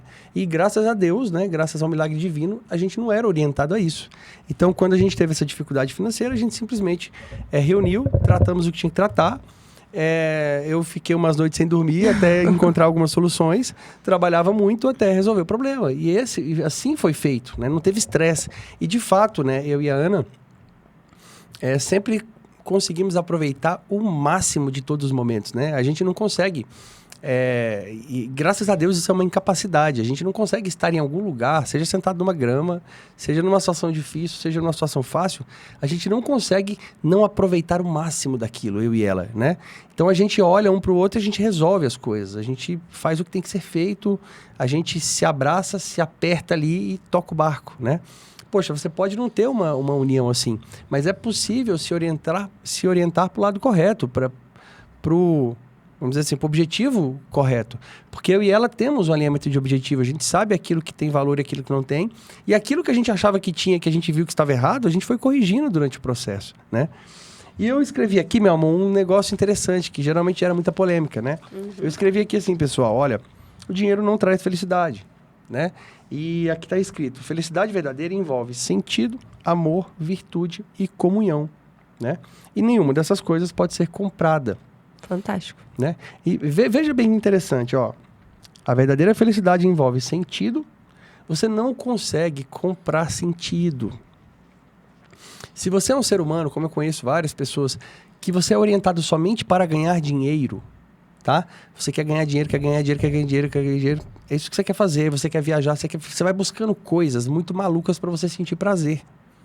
Só que se você não tiver dinheiro, qual que é o sentido da sua existência, da sua vida? Isso não se compra, isso é uma coisa que precisa ser estudada, mentalizada e é uma coisa interna. Não tem dinheiro que compra isso. Poxa, Natan, mas é muito melhor eu estar lá na lancha, né? Do que eu estar quebrado aqui, né? Eu estar triste lá na lancha do que eu estar quebrado aqui. É mesmo. Porque eu já ouvi isso em cursos, lembra? É mesmo, é isso. E os artistas todos milionários que estão aí depressivos, alguns cometem suicídio, não tem pessoas ao lado com quem possam contar, vivem em depressão. É sério. Você é esse cara rico aí? Para você falar isso? Porque replicar aquilo que se fala é fácil, né? Mas eu quero te saber, você é esse cara rico que acha que é melhor estar na lancha do que o cara feliz? Rico acha que é melhor ele estar lá sofrendo na lancha, né? Isso. Será? Porque o que eu tô falando para vocês, isso aqui não é um romancezinho, tá? Não é uma questão, não. É uma realidade. Sentido não se compra. Né? Amor, gente, amor, nós falamos sobre amor, não dá para falar sobre isso, senão a gente vai podcast todo para falar sobre isso. Mas amor, você não consegue comprar. Veja bem, você não consegue nem comprar o amor do outro. E você não consegue nem comprar o seu próprio amor para com o outro. Você não consegue falar assim, eu amo alguém. O dinheiro não te dá esse sentimento por alguém. Você precisa entender isso, né? Virtude. O dinheiro muitas vezes vai te mascarar, né? Você quer comer o melhor, você quer comer o máximo, você quer ter o máximo de prazer possível. Você quer ter o máximo de mulheres, o máximo de viagens. Isso definitivamente é o contrário das virtudes, que é justamente controlar os seus desejos e vontades. O dinheiro pode pagar as consequências da sua falta de compromisso, te ajudando a ter cada vez menos compromisso, né? E a gente vê isso nas pessoas que erram, enfim, aí você consegue ter um advogado caro que vai bancar a sua saída da prisão por um erro que você cometeu, vai pagar o silêncio de alguém contra a qual você fez algum mal, né? O dinheiro, muitas vezes, ele compra isso. A sua irresponsabilidade. Na verdade, ele financia a sua irresponsabilidade, né? Se você é uma pessoa irresponsável, com mais dinheiro, as chances são de que você vai ser mais irresponsável ainda. Então, além de não comprar isso, ele ainda financia movimentos muito ruins da nossa alma, né? Se a gente não estiver bem orientado. Perfeito. Por exemplo, o dinheiro não compra comunhão. Eu costumo falar, eu acho maravilhoso. São coisas que me emocionam. Todas as vezes que eu penso sobre isso, isso me emociona. Eu e a Ana Paula, nós vivemos e nós temos famílias que se reuniram, que se juntaram por conta do nosso casamento. Enfim, as famílias se unem, né? Cara, nós não temos briga na nossa família, não existe confusão, não existe discórdia, né? A gente consegue se reunir todos com muita frequência e não existe confusão, não existe fala-fala, não existe, né? Você nunca vai ouvir eu falando mal da minha sogra, da tia da Ana Paula, de ninguém, absolutamente. Não existe confusão. E eu não falo, não é porque eu sou comedido, não, é porque essas virtudes, esse pensamento sobre a vida, sobre a realidade da vida, você não consegue comprar, porra. Mas eu posso te dizer que a felicidade passa do fio do meu cabelo até a pontinha do pé, todo dia, 24 horas por dia. E já falei algumas vezes em alguns outros episódios que minha felicidade de 10 anos atrás, quando eu conheci a Ana, e de hoje não é maior, não. Porque a gente vai aprendendo sobre a realidade da vida e você se torna 100% feliz. De modo que eu tenho conquistado muito mais bens, muito mais condições financeiras, mas isso não tem me deixado mais feliz em si. O que tem me deixado, às vezes, mais feliz é ter mais conhecimento, é entregar mais estrutura de conhecimento, de habilidades, de exemplos para os meus filhos. É poder olhar para a Ana Paula, por exemplo, e falar coisas como essas que eu falei para vocês, que eu fui aprendendo isso ao longo do tempo.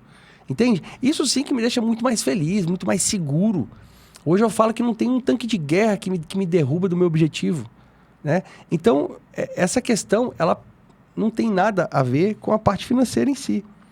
Então, até coloquei assim, né? Você pode comprar uma cama cara, mas você não pode comprar um sono tranquilo, né? Você pode comprar uma cama maravilhosa, mas você não pode comprar aquele acolhimento que você entrega para sua esposa e o quanto ela se sente acolhida, né? Ao deitar do lado da sua esposa, ela está desconfiada de você ou ela está acolhida nos seus braços, né? Ou vice-versa. Né? Você pode, vamos pensar assim, pagar uma festa de luxo, mas não pode comprar uma amizade verdadeira. E por aí vai, dá para brincar aqui à vontade, né? E essa consciência só tá te dando uma noção sobre... A gente começou a falar sobre filhos, dinheiro, né? Sobre fé e essa noção de devo ter quantos filhos Deus me der ou não, mesmo tendo condições financeiras ou não. Onde que se encaixa a paternidade responsável?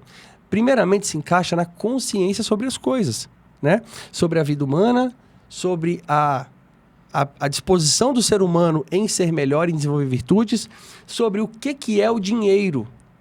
Porque a partir dessa premissa agora, você já percebe que o valor da vida humana e das virtudes de um lar real, de amor real dentro de uma casa, o valor disso compra coisas, veja bem, que o dinheiro não compra. Né? A felicidade passa do meu fio do cabelo ao meu dedinho do pé 24 horas por dia. E tem gente que tem quantas mil vezes? 300 milhões de vezes mais dinheiro que eu. Entende? Claro que eu tenho uma condição financeira muito melhor do que a maioria da população, mas nem de longe eu sou um milionário, eu sou ricão. Só que quantos desses vivem infelizes? Por exemplo, para eu estar feliz em lua de mel com a minha esposa, eu não preciso ter a minha sexta-feira dela, da gente sair separados sozinhos, sabe? Eu não preciso ter artifício. Eu não preciso ficar inventando moda, porque nós somos felizes todos os dias. Então, eu estou só trazendo para vocês que quantidade de dinheiro já não é um ponto principal. Mas né? eu acho que essa relação tá clara na cabeça das pessoas, elas que se esforçam para não ver. Porque se falasse assim, A Rihanna, esses dias, anunciou que tá grávida. E aí falou que vai ter quantos filhos Deus mandar, né? Uhum. Aí o que choveu de comentário, mas milionária, né? Até eu. Que nada, duvido se essas pessoas fossem milionárias, se elas teriam quantos filhos Deus mandasse, porque elas iam querer desfrutar todo o prazer imediato que aquele dinheiro poderia proporcionar. Você acha que elas iam querer um filho? Não iam, sabe? A realidade é essa, a gente atribui ao dinheiro a responsabilidade que deveria ser nossa. A gente não é capaz de lidar com certas consequências, e aí você coloca no seu eu do futuro que não existe, se ele fosse isso ou aquilo, ele resolveria. Quando, na verdade, a questão é você agora. Sabe? A questão é quem a pessoa é. Porque se fosse assim, todo milionário estaria por aí carregando a sua van cheia de filhos bem criados. Não é só enfiar filho, não. Filhos bem criados. A paternidade responsável passa pela formação virtuosa dessas crianças, né? Perfeito. A educação deles numa linha de raciocínio que evolua essas almas. Não é só também colocar no mundo mesmo. Concordo. Ah, mas você acha que tem que sair colocando filho no mundo? Eu não acho. Não acho mesmo, porque eu acho que existe essas todas as questões que a gente colocou aqui que o dinheiro não compra. E que vou falar, não é só que o dinheiro não compra, é que elas são difíceis mesmo. Ou vocês acham que é simples? Você se tornar uma pessoa que consegue olhar para as coisas sem colocar preço. É difícil. Sem colocar filho numa tabela de Excel. É difícil. Mas é possível, né? A questão da ascese humana, da evolução espiritual, ela é possível. Mas mais do que isso, ela precisa ser desejável. Eu preciso querer, em primeiro lugar, me tornar uma pessoa melhor. Eu sempre falo isso. Você nunca vai se tornar uma pessoa melhor por acidente. Nunca. Você nunca vai se tornar uma pessoa virtuosa acidentalmente. Nossa, quando eu vi, eu tava cheia de virtude. Então não é assim que acontece. É tipo a Graciane Barbosa, né? O povo que não quer ir na academia treinar pra não ficar bombado igual a Graciane Barbosa. Você não vai ficar. Sinto te informar. Porque essas coisas grandes não são acidentais. E aí, quando a gente fala de alma humana, de formação e de orientação correta da pessoa, isso não tem como ser acidental. Perfeito. Isso envolve muito esforço. É aquela frase, quem quer não tá conseguindo, imagina tu que não quer. Não vai conseguir nunca. Então, assim, tira da sua cabeça que a coisa vai ser fácil. A coisa vai ser bem difícil. Mas, todavia, entretanto, a coisa vai ser difícil, mas vai valer a pena. Então, o meu marido maravilhoso selecionou aqui, ele tá fazendo uma zona, eu tô fingindo que eu tô corrigindo. A gente fala muito sobre... a gente traz muitas questões do catecismo da Igreja Católica, a gente traz outras questões de encíclicas, de papas e tal. E aí o pessoal às vezes, sempre traz da igreja, né? Só que a gente, pesquisando, verificamos algumas pesquisas de Harvard, né? Sobre a felicidade humana. Né, meu amor? Fala aí, pessoal. Vou tentar ler rapidinho aqui, que o tempo tá correndo. A pesquisa Harvard Study of Adult Development acompanhou pessoas por mais de 80 anos e concluiu: o que mais impacta a felicidade e a saúde ao longo da vida não é o dinheiro, mas a qualidade dos relacionamentos. Então não basta ser rico para solucionar todos os problemas do mundo, meu Deus. Pessoal, vocês podem pesquisar, tá? Isso aí tá na internet, no site oficial, tá? Eu não busco nada aqui que é de comentário, artigozinho que algum jornalista escreveu, não. Eu pesquiso direto na fonte, tá? Então é real, verdadeiro isso aqui. A descoberta surpreendente é que nossos relacionamentos e o quão felizes somos neles têm uma influência poderosa em nossa saúde, disse Robert Waldinger, diretor do estudo, psiquiatra do Hospital Geral de Massachusetts e professor de psiquiatria na Escola Médica de Harvard. Cuidar do seu corpo é importante, mas cuidar dos seus relacionamentos também é uma forma de autocuidado. Essa, eu acho, é a revelação. O estudo revelou que relacionamentos próximos, mais do que dinheiro ou fama, são o que mantém as pessoas felizes ao longo da vida. Esses laços protegem as pessoas dos descontentamentos da vida, ajudam a retardar o declínio mental e físico e são melhores preditores de vidas longas e felizes do que classe social, QI ou mesmo genes. Essa descoberta se mostrou verdadeira tanto entre os homens de Harvard quanto entre os participantes do centro da cidade. Quando reunimos tudo o que sabíamos sobre eles aos 50 anos, não foram os níveis de colesterol na meia-idade que previram como envelheceriam, disse Waldinger em uma palestra popular do TED. Era o quão satisfeitos estavam em seus relacionamentos. As pessoas mais satisfeitas em seus relacionamentos aos 50 anos eram as mais saudáveis aos 80. Que incrível! Os pesquisadores também descobriram que a satisfação conjugal tem um efeito protetor sobre a saúde mental das pessoas. Parte de um estudo constatou que pessoas que tiveram casamentos felizes aos 80 anos relataram que seu humor não piorou, mesmo nos dias em que sentiram mais dor física. Aqueles que tiveram casamentos infelizes sentiram mais dor emocional e física. E física. Aqueles que mantinham relacionamentos afetuosos viviam mais e com mais felicidade, disse Waldinger. E os solitários frequentemente morriam mais cedo. A solidão mata, disse ele. É tão poderosa quanto fumar ou alcoolismo. Que caraca, muito bom. De acordo com o estudo, aqueles que viveram mais e desfrutaram de boa saúde evitaram fumar e beber em excesso. Os pesquisadores também descobriram que aqueles com forte apoio social apresentaram menos deterioração mental à medida que envelheciam. Em parte de um estudo recente, pesquisadores descobriram que mulheres que se sentiam seguramente ligadas aos seus parceiros estavam menos deprimidas e mais felizes em seus relacionamentos 2 anos e meio depois. E também tinham melhores funções de memória do que aquelas com conflitos conjugais frequentes. Bons relacionamentos não protegem apenas os nossos corpos, eles protegem os nossos cérebros, disse Waldinger em sua palestra no TED. E esses bons relacionamentos não precisam ser tranquilos o tempo todo. Alguns dos nossos casais octogenários podiam brigar dia após dia, mas desde que se sentissem realmente que podiam contar um com o outro quando as coisas ficassem difíceis, essas discussões não afetavam as suas memórias. Que podiam contar um com o outro. Já falamos hoje algumas vezes sobre isso. Como o envelhecimento começa no nascimento, as pessoas devem começar a cuidar de si mesmas em todas as fases da vida, dizem os pesquisadores. O envelhecimento é um processo contínuo, disse Waldinger. É possível perceber como as pessoas podem começar a apresentar trajetórias de saúde diferentes a partir dos 30 anos.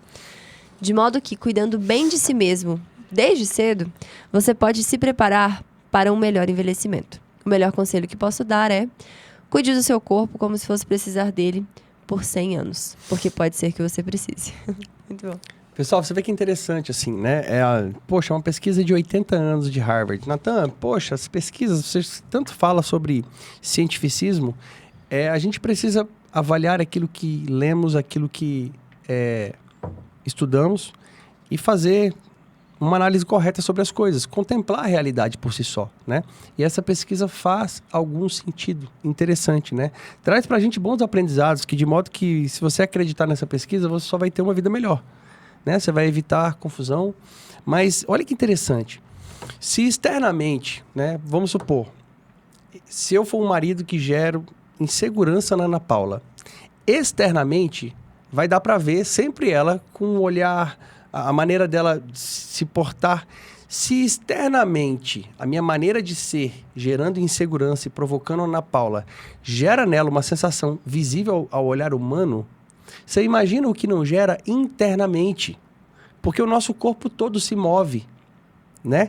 Então, você ter um casal alinhado com o que nós falamos, né? Um casal que valoriza a vida humana, que consegue amar de fato o cônjuge, ele fica orientado para proporcionar ao cônjuge a segurança, que é olhar para o lado e falar assim, olha, pode contar comigo, né? E aí, um casamento que funciona desse modo, a gente consegue ser feliz a vida inteira, até 80, 90, 100 anos. E muito mais saudável. Exatamente, são coisas que você consegue tocar, né? Quando a gente lê essa pesquisa, ela não nos espanta. Parece que você, de alguma forma, já sabe que faz sentido. Porque você conhece pessoas assim, você vê pessoas que têm bons relacionamentos e quando você convive com elas, você sai de lá meio contagiado com essa alegria. Você consegue sentir no ar, né? Assim, quando você está diante de uma pessoa, de pessoas harmoniosas, pessoas que têm uma relação harmoniosa. É notório, a gente consegue perceber que existem esses movimentos. Já quando tem uma pessoa, um casal que não se entende, a gente fala que tem aquela energia pesada, né? Que você sai de lá assim, caraca, tava feio lá, tava até meio carregada, né? Carreguei um pouco daquela energia. Então, assim, essas questões de energia, de hormônios, nós somos um sistema extremamente complexo, né? De corpo e alma. Falando só da parte biológica, já é complexo por si só. Então, nós somos capazes de mudar a nossa condição de saúde pelo nosso estado emocional. Isso aí já é comprovado também, para quem tanto gosta, né, de ciência. E a melhor ciência é aquela que explica a realidade. O problema da ciência é quando ela se presta a dizer algo que nós estamos vendo que não é real, mas que ela quer provar, pelos seus experimentos limitados, que a realidade não é a realidade. É com isso que a gente precisa cuidar muitas vezes, né? Com estudos, ensaios, pesquisas que pegam um recorte e querem extrapolar aquilo sem as devidas proporções e nos convencer de coisas que o nosso olhar humano consegue ver que estão erradas, né? Então, a ciência ela não pode ser usada a esse favor. Não é isso, não é para isso. A ciência foi feita para explicar os movimentos que nós estamos olhando, né? Inclusive, a ciência nasceu da observação. Os experimentos lá atrás não tinham o rigor científico que a gente conhece hoje, né? Ser feito em triplicata, reprodutível, nananã. Lá atrás eram pessoas dedicando as suas vidas a observar os movimentos humanos, a observar os movimentos do mundo e explicar para outras pessoas. Fala, olha, o Sol gira assim, eu vejo ele aqui, daqui 24 horas eu vejo ele aqui de novo. Isso significa que... Explicações, não criações, né? A ciência não cria as coisas, ela tá ali para explicar os fatos que a gente observa. A mesma coisa com remédios ou farmacêutica. Você cria o efeito do remédio? Não, você explica. Eu te dou uma dipirona e a sua dor de cabeça melhora. Qual que é o papel do estudo científico? É mostrar qual é a dose da dipirona que eu te dou, que não dá efeito colateral. Eu vou aparando as arestas do que eu vejo na realidade. Mas eu, cientista, não criei o seu cérebro, eu não criei os seus neurotransmissores, eu não criei... Eu até posso ter criado a molécula, mas eu não criei como ela ia se comportar dentro de um sistema biológico complexo. Então, a ciência ela precisa se prestar a explicar, né? E o que a gente está vendo nesse estudo é uma explicação, porque foi um estudo observacional. Pegou pessoas e fez um follow-up, né? Um acompanhamento por tantos anos e observou quais padrões eram identificáveis nessa população. E fantástico saber que um deles é justamente cuidar do relacionamento, né? Que não tem a ver com o dinheiro que essas pessoas ganharam nesse tempo. Tem a ver com o cuidado que elas dedicaram ao que realmente importa. Também tem uma de 2010, que essa eu não puxei a matéria toda aqui, porque senão ia ficar muito longo. Mas assim, Daniel Kahneman, do Prêmio Nobel, mostrou que o bem-estar emocional sobe com a renda de até aproximadamente $75 mil, valor dos Estados Unidos, por ano. Depois disso, estagna. Ou seja, depois de ter o básico e alguma segurança, mais dinheiro não significa mais felicidade. Isso eu trouxe, mas confesso para vocês que eu não pesquisei, não peguei a pesquisa toda ainda, né? Mas é interessante mesmo isso, né? Você consegue um certo status, uma certa segurança financeira, mais dinheiro, se você não tiver orientado para as coisas corretas, vai te trazer infelicidade. A realidade é essa, né? Vai te trazer um carro melhor e tal, e tudo mais. É o que eu falo assim, né? Um dia eu vou comprar uma Ferrari, eu tenho vontade de comprar uma Ferrari, né? E pode ser que algum dia, comprando uma Ferrari, vai ter algum filho meu que vai bater uma bicicleta na Ferrari, né? Eu tenho certeza... Certamente vai. Eu tenho certeza que quando isso acontecer, as pessoas vão falar assim, caraca, Nathan, não é possível, cara, seu filho bateu uma bicicleta na sua Ferrari. E eu já sei o que eu vou responder. Eu vou falar para essas pessoas, cara, eles não bateram na minha Ferrari, eles bateram no meu brinquedo. Né? Porque uma Ferrari é um brinquedo. Né? Quem compra uma Ferrari não é uma necessidade, é um brinquedo. Né? E aí você pega uma Ferrari e você fala assim, cara, é o meu carro mais caro que eu tenho. É o meu melhor carro. Não é o seu melhor carro, cara. O seu melhor carro talvez foi aquele carro que você leva a sua família ali. E pouco importa aquilo, porque se você tem um carro muito bom, aquilo ali é só dinheiro em ferragem. E você pode pegar aquela Ferrari e fazer daquilo ali um inferno na sua vida, porque você brigou com seu filho, porque ele estragou seu brinquedo. Não, e é legal como as situações, elas nos permitem tirar diferentes conclusões, né? Uma coisa é você ensinar ao seu filho que ele precisa cuidar das coisas, que ele não pode ser desatento, que ele tem que...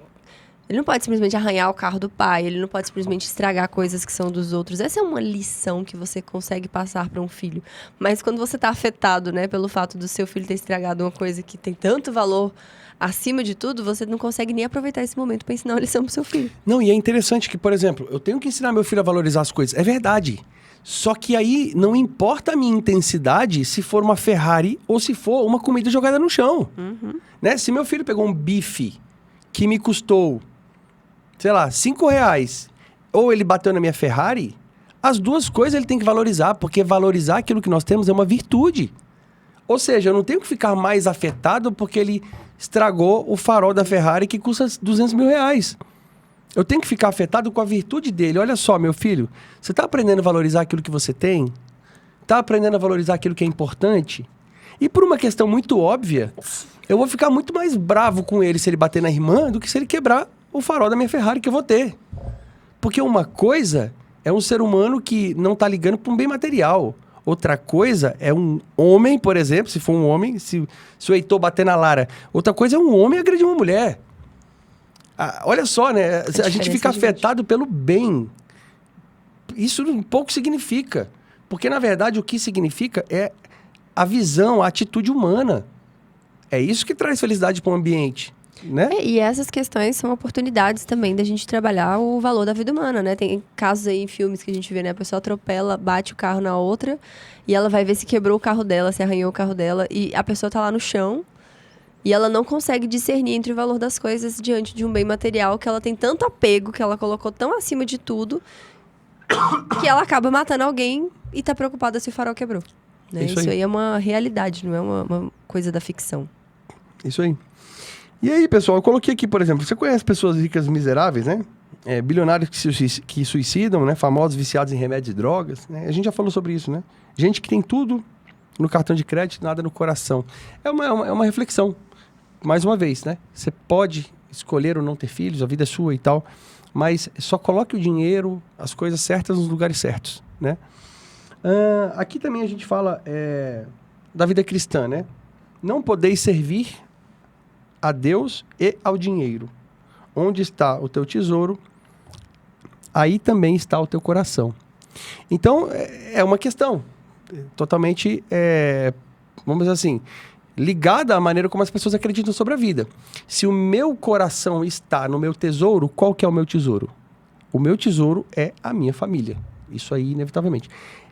Trabalho, me batalho, ganho dinheiro, estou crescendo cada vez mais, isso tudo está acontecendo e tudo vai acontecer. Mas o meu tesouro é a minha família. Aquela escola de virtudes humanas que está sendo construída através de um só coração, uma só alma, uma só disciplina, que sou eu e a minha esposa. É isso que norteia a minha vida. É a partir disso que a gente toma as nossas decisões na nossa casa, né? Então, ganhar dinheiro é uma coisa e um ser humano orientado a virtudes, ele pega o dinheiro dele e ele faz um monte de coisa legal. Ele faz coisa boa, ele traz mais felicidade para a família, ele ajuda pessoas, ele constrói coisas legais, ele contribui com a sociedade, ele, enfim, faz coisas boas. Agora, um ser humano orientado ao dinheiro, ele, em geral, vai fazer coisas ruins para conseguir o dinheiro. E como a gente está falando de paternidade, precisamos ter em mente que para um filho é muito melhor ter um pai virtuoso. Tem muito mais valor ele ter um pai virtuoso do que ele ter um pai rico. Porque o pai rico pode ou não ser virtuoso, né? Então, eu não consigo separar por essa característica. Mas pela característica da virtude, eu consigo separar em bons e maus. Então, é muito melhor para o meu filho. O exemplo, o valor que eu dou para ele nas virtudes é muito melhor do que o valor que eu dou para ele no dinheiro. Então, às vezes, a gente está se furtando de ter um filho porque a gente quer dar para ele dinheiro ou coisas que o dinheiro pode comprar. Mas é muito mais valoroso. E isso daqui, como o Natan sempre fala, não é uma questão romântica da coisa. Não é uma questão assim, queria ver se vocês não tivessem dinheiro. Se vocês pensariam assim, se nós não tivéssemos dinheiro, mas tivéssemos a cabeça que a gente tem hoje, certamente a gente continuaria pensando assim. Porque isso aqui que a gente pensa hoje não é uma coisa que o dinheiro compra, né? Como a gente bem falou ao longo de todo o episódio. Foi algo que foi, de fato, conquistado com muito custo, né? De tempo, de energia, de vontade de aprender, de erros, de acertos, de ir atrás, de prática. Mas é algo que não nos poderá ser tomado mais, né? Diferente do dinheiro, que também tem esse caráter volátil. Por mais estável que você seja, você realmente não sabe o que vai acontecer no dia de amanhã. Então, às vezes, você se planeja tanto para não deixar faltar nada e as coisas acontecem. As coisas acontecem e as coisas efêmeras, as coisas que são passageiras, elas passam. Isso é inevitável. Alguma coisa pode acontecer e a gente pode não ter mais dinheiro. E aí eu faço o quê? Eu devolvo os meus filhos, né? É interessante pensar sobre isso. Se eu coloco o dinheiro como um condicionante para eu ter os filhos, se algo me acontece, eu devolvo eles. Isso não passa pela cabeça de ninguém.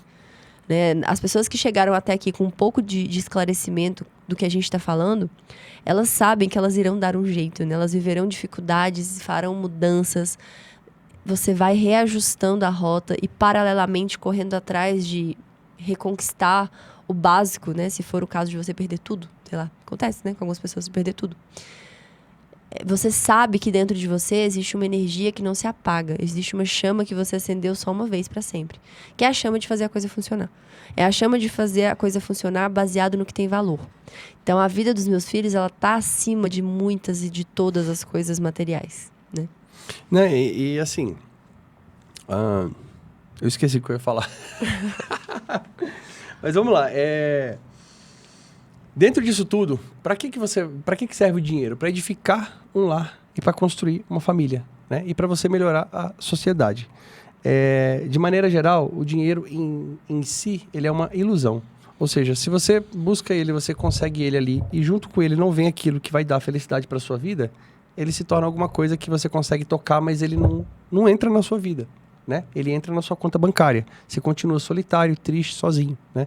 Por isso que o dinheiro, ele não vai trazer para você felicidade. O que traz felicidade para você são o desenvolvimento de virtudes, de um caminho correto de vida. A partir desse caminho correto, você vai ser feliz e pronto. Aí, com o dinheiro, você vai ter possibilidades de fazer coisas muito legais. O dinheiro potencializa, né? Ele é sempre um potencializador. Aí, o que ele vai potencializar depende do que você tinha já a oferecer. Então, se você é uma pessoa que não está buscando melhorar como ser humano, ter dinheiro não vai te adiantar de nada. Você não vai mudar. Hoje, Ana Paula, eu não quero ter filhos porque eu não tenho condição. Quando eu tiver, eu vou querer.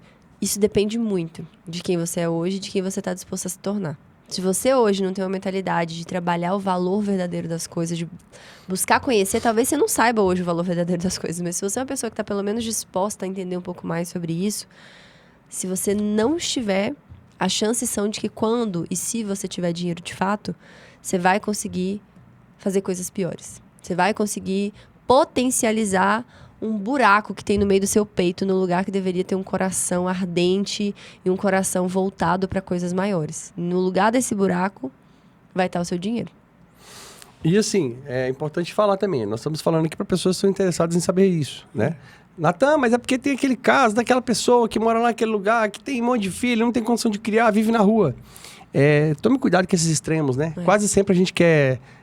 justificar com os extremos. E a gente quer, ganhar discussão. Você não quer encontrar a verdade. Você quer ganhar uma discussão com um extremo bizarro, né? E não é assim que funciona. Olha a realidade, olha o que nós falamos. Isso que nós falamos tem sentido, é orientado à verdade, tá? E aí, aqui, como terceiro ponto, meu amor, eu coloquei aqui, né? Qual o valor da vida humana diante das dificuldades? E aqui tem uma pergunta provocante, né? Você teria coragem de dizer para o seu filho, né, que ele não nasceu porque você não tinha dinheiro no bolso para sustentá-lo? Né? E aqui, qual que é a provocação?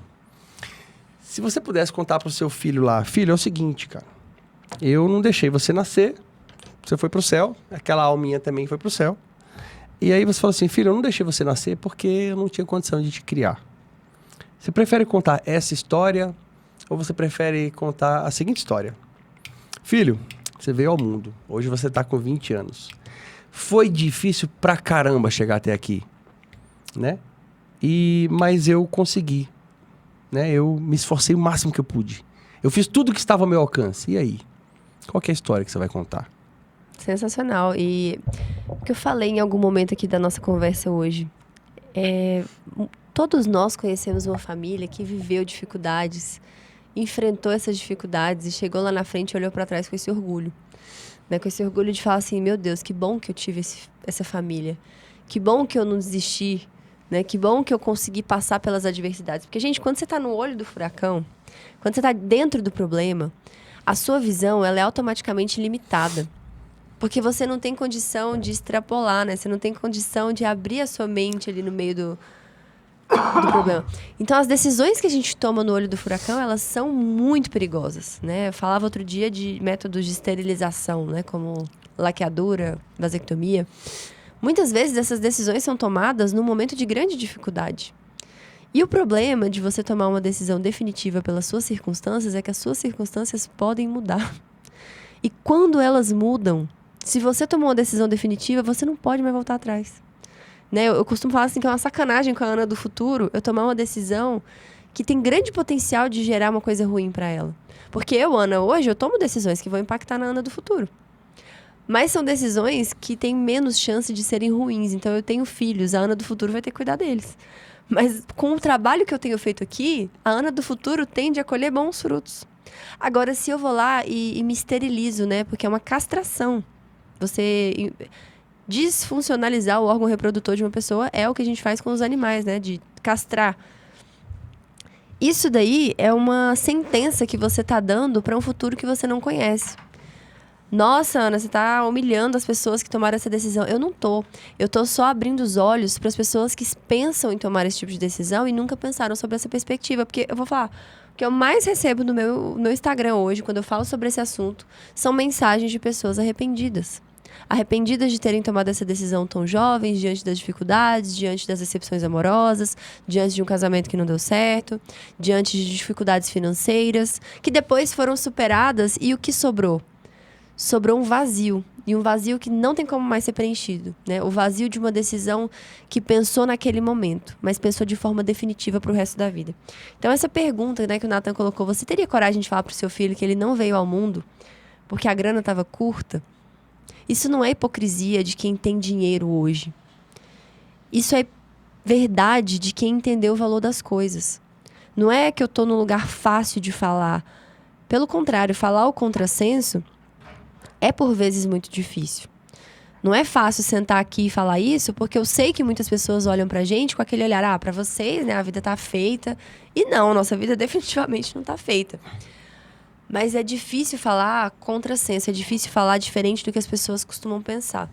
Só que essas questões de valor da vida humana, elas podem nortear decisões muito importantes na nossa vida.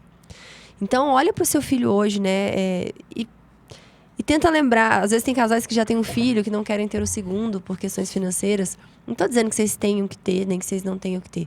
Mas olha para o seu filho, né? E pensa, quanto custaria não ter aquela vida para você? Quanto de dinheiro eu poderia te dar para te fazer voltar atrás e não ter essa criança, né? Você voltaria?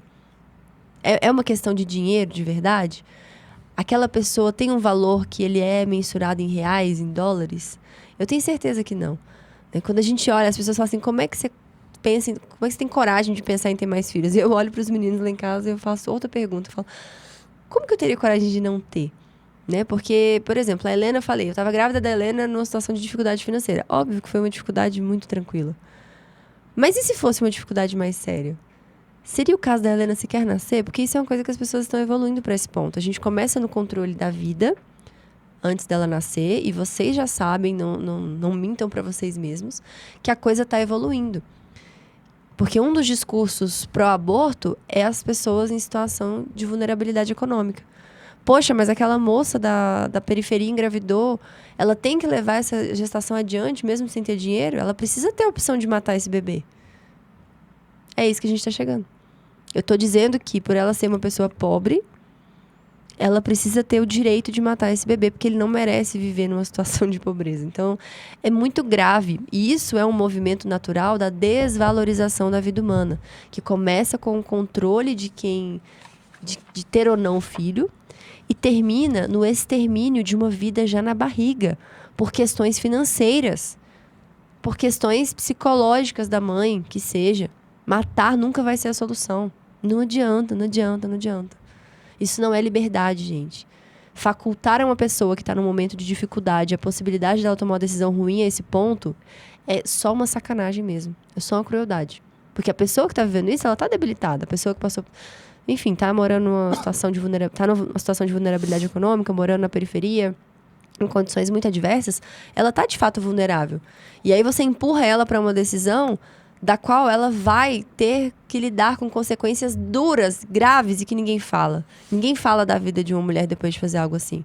Ela é sofrida. Se você for atrás, você vai conhecer histórias de pessoas que acabaram com a vida depois de tomar uma decisão como essa, num momento de vulnerabilidade. E tudo isso se relaciona ao quê? Ao valor da vida humana. Quando eu tenho consciência do valor da vida humana, eu não coloco essas coisas como opção. Eu não coloco o meu dinheiro como impeditivo, né? E aqui, mais uma vez, a gente já falou de necessidades básicas, de extremos, e não venha usar isso como justificativa para as decisões egoístas que a gente toma. Não pega um extremo que não é a sua realidade, você muitas vezes sabe que não é a sua realidade, mas você quer empurrar esse goela abaixo como uma justificativa para esconder o seu egoísmo e o seu medo. O egoísmo e o medo a gente precisa combater, a gente não precisa esconder, porque se a gente esconder, eles vão crescendo. Eu preciso expor e falar assim, verdade. Eu sou medrosa mesmo. Eu sou egoísta mesmo. Como que eu faço para mudar? Por onde eu começo? E aí a gente está aqui para te ajudar nessa caminhada. Mas é um movimento de sinceridade que precede qualquer ajuda que a gente possa querer te dar. É uma autoavaliação que só você pode fazer. Eu não consigo entrar aí na sua cabeça e extrair o que você está pensando e falar assim, tá, entendi, ela está com medo. Não consigo, infelizmente. Agora, se você tem a coragem, é o primeiro movimento de coragem é assumir o seu medo e a sua fraqueza. Então, se você tem esse movimento de falar assim, verdade, eu poderia, mas eu tenho medo disso, eu tenho medo daquilo. Aí a gente começa a ter possibilidade de trabalhar essa mentalidade e, aos poucos, relembrando o valor da vida humana e colocando o valor da vida humana onde ele deve estar, acima das coisas. E assim, até tem uma frase aqui que eu não sou muito de ser romântico não, mas eu acho legal a frase para contextualizar. O egoísmo da gente, né, a falta de amor pela vida humana, ele está em vários momentos que você muitas vezes nem percebe. E aí aqui eu escrevi assim, né? A conta fecha quando o coração se abre, né? Gente, isso aqui é uma frase simples de todo mundo colocar num textinho e publicar para todo mundo, mas ninguém entende do que se trata. Então eu te convido a não olhar isso aqui de forma romântica, mas de olhar de forma séria, correta, tá? Quando o coração da gente se abre, ou seja, quando vem uma alma para cá e eu estou de coração aberto, né? Quando existe aqui o movimento de amor, né? De serviço, de sacrifício, tá? Aquilo ali me gera uma felicidade e um movimento de serviço. Só que o que acontece, né? Quando eu falo isso tudo, parece tudo muito bonito, mas você fala assim, como é que eu sinto isso? E aí a gente pensa nas relações humanas, né? Para você que hoje não consegue, por exemplo, ir num restaurante que você não gosta com a sua esposa porque, cara, porque você não gosta daquilo ali, né? Para você que não consegue ir num lugar, é o que a gente fala, né? Tem lugar hoje em dia que já serve pizza, hambúrguer, peixe, serve tudo, porque não quer desagradar ninguém. Se você não consegue ser desagradado para agradar o outro, minimamente, você é uma pessoa que não tem amor nenhum pela vida humana, você só é egoísta mesmo, né? É o que, assim, por exemplo, um caso clássico, tá? Toda sexta-feira eu e a Ana Paula comemos camarão, né? A gente, olha a tragédia, né? Camarão, a condição da vida, a gente tem condição para isso, né? Mas o que acontece? Eu não gosto de camarão, não gosto de peixe, né? E toda sexta-feira a gente come, porque a gente não come carne, toda sexta-feira. E não existe nenhum movimento de reclamação, de nada da minha parte. Ao contrário, sou eu que todas as sextas-feiras vou falar, amor, vou pedir nosso camarão. E eu como feliz. Não existe alguém comendo, falando assim, ó. Nossa, mas que coisa ruim, podia ser outra coisa. Não existe isso, tá? Existe alguém comendo alguma coisa, saboreando e comendo. E gostoso, pronto. Só que não é um prato que eu gosto. Por que eu tô dando pra você esse exemplo? Porque eu já fui uma pessoa que... era muito mais egoísta, gostava de viver aquilo que eu queria, tá? Então, muitas vezes, o egoísmo seu está tão enraizado em tudo que você não gosta de comprar uma pizza que não for do sabor que você gosta, você não vai num restaurante que você não gosta, você não vai num espaço onde você não gosta. Tudo tá de acordo com os seus gostos. E isso é uma falta de amor humano absurdo, porque tá tudo sempre orientado para aquilo que você quer da sua vida, né? Então, hoje em dia, as pessoas são tão egoístas, tão ruins, né? Que na hora que a gente pensa na vida humana, no filho vindo, você precisa fazer um exercício, precisa aprender muita coisa interessante antes de conseguir contemplar essa realidade que estamos falando aqui, né? Porque a nossa realidade é de olhar a vida humana de fato com amor. Então, a Ana Paula, se deixar, ela vai se esfregar no barro para me fazer bem, né? Ela vai fazer o que pode. Eu, por exemplo, nesses projetos novos nossos, eu tenho que ficar falando para ela, falei, olha, tira isso das suas costas, deixa eu ajudar com isso. E tudo que eu vou pedindo, ela vai querendo fazer, ela quer fazer, entende? O amor humano, ele tem essa noção de você pegar quem tá ali sobre o seu guarda-chuva, ou quem tá do seu lado, e falar assim, comigo você pode contar. Eu não vou te deixar passar saia justa, eu não vou te deixar passar constrangimento, eu não vou ficar te alfinetando, eu não vou ficar enchendo o seu saco, eu vou fazer o que tiver ao meu alcance para fazer melhor, né? Então, quando a gente fala do egoísmo para vir os filhos, muitas vezes você só é egoísta com tudo mesmo, né? No seu próprio relacionamento. Exatamente. E tem um exercício, né, falando desse assunto de receber mais filhos, que me ajudou muito, porque a gente viveu um processo, né? Acho que é legal falar também para aproveitar que tá acabando. Nós não tínhamos sempre essa mentalidade, né? A gente se casou, o Nata falava que queria 5 filhos, e a gente foi conversando sobre o assunto, a gente falava que ia ser um filho biológico, um filho natural, gêmeos por inseminação, pra ser numa barrigada só, e que a gente adotaria mais 2. A gente tinha essa tara pelo controle, né? E bastante tara, diga-se de passagem, porque a gente já tinha tudo milimetricamente calculado de como a gente faria. Esse foi um processo que a gente viveu com muito estudo, com a graça divina, sem dúvida. E aí, durante esse processo de evolução, eu me pegava pensando em uma coisa, né? A Helena foi a nossa primeira filha, depois que a gente parou de usar métodos contraceptivos. Eu já tomei anticoncepcional, eu já usei o DIU. Então, o que eu falo pra vocês não é de alguém que tá alheio a essa realidade. Eu vivi esse processo, então eu posso falar pra vocês que eu passei por isso. Eu tinha essa mentalidade e eu consegui mudar. Eu fazia uso dessas coisas e eu entendi. E não foi uma imposição, né? Não é que assim, converteu, tem que tirar o DIU. Converteu, tem que parar de tomar remédio. Não teve nada a ver com isso. Foi um movimento, inclusive, anterior à minha conversão. Eu entendi primeiro que faria sentido me converter, porque a religião que eu estava conhecendo, ela acolhia esses valores. Ela, inclusive, era quem ensinava. Depois eu fui descobrir, né? Mas são coisas que a gente foi descobrindo aos poucos. E aí tinha uma coisa que eu gostava muito de pensar, né? Eu tinha a Lara e o Heitor. E aí eu falei, vou tirar o DIU. Eu engravidei muito rápido.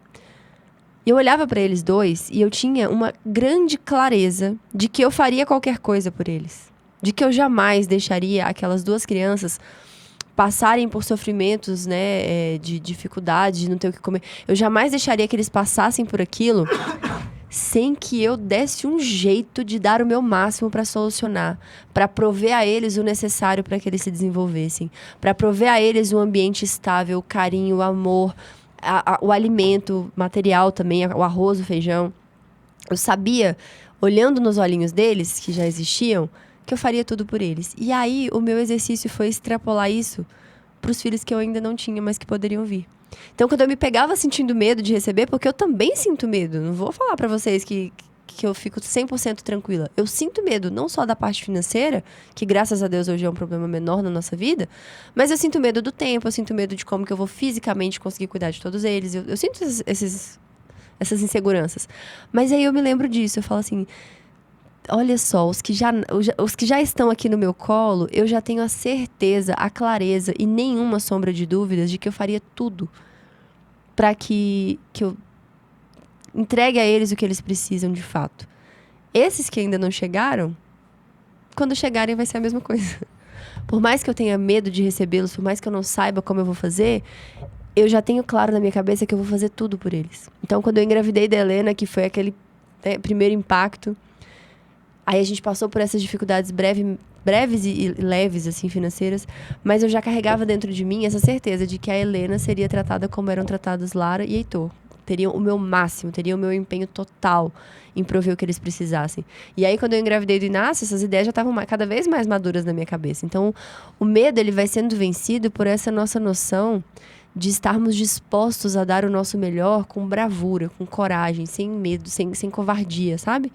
Você sente aquele medo, mas imediatamente você fala assim, mas peraí, tem alguém que pode resolver esse problema. E esse alguém sou eu. Tem como olhar para essa pessoa... Antes ela é um número, né? É o 3º filho, é o 4º filho. Quando ele vira um bebê e você pega aquilo ali no seu colo, a vida muda, né? A parada é outra. Ele sai da cela do Excel e vai pro seu colo. Você tem um movimento diferente diante da vida humana. Mas até isso pode se perder. Se a gente continuar nessa toada de controle, se a gente continuar nessas comparações absurdas da vida humana com o dinheiro, até um bebê no colo já pode não ser mais suficiente para sensibilizar um ser humano. Então, a gente tem a capacidade de se dessensibilizar, né? Pergunte aí para uma pessoa que trabalha no necrotério, que vê cadáver todo dia. Você que nunca vê, quando se depara com um, você se assusta, passa mal, chora. A pessoa que trabalha com isso todo dia, não. A mesma coisa é a gente, se a gente não cuidar das coisas que têm valor, a gente consegue se dessensibilizar. Então, hoje, para você, a ideia... Recentemente não, acho que há uns 2 anos, teve um caso de um aborto de um bebê de 7 meses. 6 para 7 meses. Isso me deixa, assim... Não consigo nem pensar. É um assunto que mexe muito comigo, essa situação em específico. Porque eu fiquei imaginando, né? Mataram um bebê de 7 meses. Mas isso, é possível que daqui a uns anos isso seja normal. Se a gente não acordar para a vida, se a gente não lutar contra esse movimento de a vida humana é relativa. Quando é que é vida? Começa com essas perguntas, né? Quando é que é vida? É com 2 semanas? É com 1 semana? É com 12 semanas? Já tem essa linha de pensamento, que até 12 semanas você não pode considerar vida. Daqui a pouco vai ser com 20. Vai acompanhando o movimento. Eu espero que a gente não chegue lá, mas as chances são de que a gente chegue sim. Mas a gente quer aqui resgatar pessoas para que elas não participem, né? Para que elas não compactuem disso. E isso começa com a valorização da vida humana. Que antes de alcançar a abertura à vida, ela alcança seu cônjuge. Ela alcança os filhos que você já tem. Ela alcança o seu companheiro de trabalho. Ela alcança a sua capacidade de sair de si e se entregar ao outro sem reservas. A fazer algo que você não gosta sem cara feia. A amar de verdade sem esperar nada em troca. Esses movimentos, eles são anteriores a essa noção que a gente passou 2 horas aqui apontando para vocês. E isso tá super acessível. Hoje mesmo, se a pessoa quiser, ela já começa nesse movimento, né? Então, para alcançar tudo isso que a gente falou, você precisa iniciar de alguma forma. E eu sugiro que você inicie dessa forma.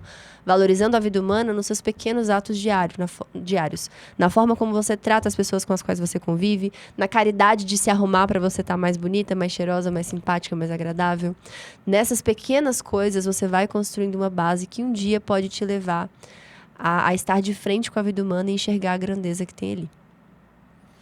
Incrível, essa mulher é muito maravilhosa, tá vendo? Por que eu casei, por que eu sou feliz, por que eu quero ter um monte de filho, ó. Aí é fácil, pô, aí não tenho que...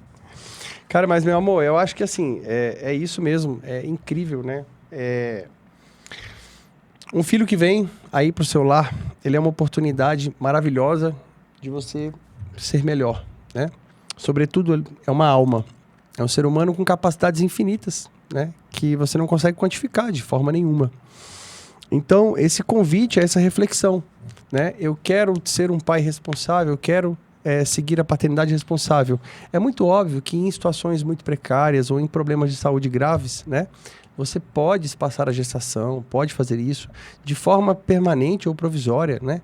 A igreja explica a melhor maneira de fazer isso, que é a maneira mais coerente que eu vejo, que justamente mantém a união, o amor, fomenta esse amor e essa união do casal.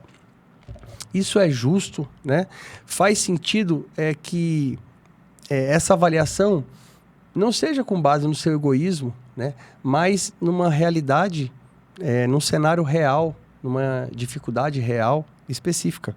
Fazendo isso, né, quando essa alma vir dentro da sua casa, isso pode te trazer uma felicidade absurda, né? E sem dúvida nenhuma, um filho, ele traz para você a oportunidade de ser muito melhor, né? Então, eu tenho medo de ter filho, minha preocupação são as questões financeiras, trabalhe para resolver isso, né? Quando nós começamos a ter filho, quando a Lara nasceu, depois veio o Heitor e tudo mais, as pessoas perguntavam, poxa, mas vocês vão colocar essas crianças numa bolha? Eles não vão ter acesso às coisas, né? Como é que faz? Como é que faz isso? Como é que faz aquilo? Cara, o meu papel como pai é que aquela criança que está vindo, ela é uma oportunidade para mim, para eu fazer aquilo que é correto fazer. Só que isso também nós experimentamos até no início do nosso relacionamento. Quando a gente resolveu se juntar, né? Que a gente juntou os panos de bunda muito rápido, o pessoal falou assim, Natan, mas poxa, namora primeiro para você conhecer, depois você casa. A maior parte das pessoas que conheço que namoraram primeiro para depois casar, estão separadas. Um ou outro estão juntos, né? Então essa noção de que eu vou me preparar financeiramente para que quando o filho vier seja bom, não é assim a vida. A vida cara, eu vou fazer a coisa certa independente dos desafios que a vida me apresentar. Isso que gera uma felicidade real. Porque eu e a Ana não sabemos nem o que vai acontecer daqui a pouco. A gente não sabe se os nossos filhos podem ter problemas, doenças, se eu vou conseguir continuar prosperando ou não. Então, tudo isso são incertezas da vida. E o grande detalhe é ver essas incertezas, esses desafios, e falar assim, cara, eu tenho confiança para ir em frente. Eu vou até a morte, né? Eu vou com tudo que eu posso, com o meu máximo, com o máximo das minhas virtudes. E a partir disso, eu vou superando a vida, né? Vou superando os desafios.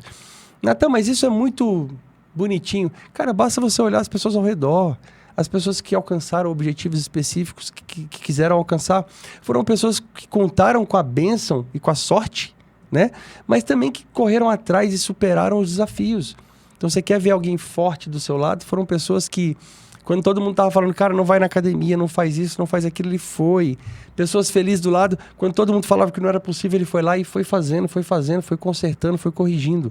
Então, um filho que vem para uma união, se a mentalidade é de desenvolvimento, de melhoria, né, de educação desses filhos, de união do casal, você tem toda a possibilidade de, apesar de não ter as melhores condições financeiras, de construir uma família maravilhosa. E também isso ser, para você, um trampolim para a vida financeira. Né? Então... Quando a gente fala de valor da vida humana, eu estava até pesquisando aqui para lembrar o nome dela. Eu lembro daquela jovem, da Kiara, que teve 3 filhos, né? Eu estava lendo um pouquinho da história dela. Ela engravidou do primeiro filho e descobriu que o bebê tinha anencefalia, né? Não tinha tido desenvolvimento cerebral.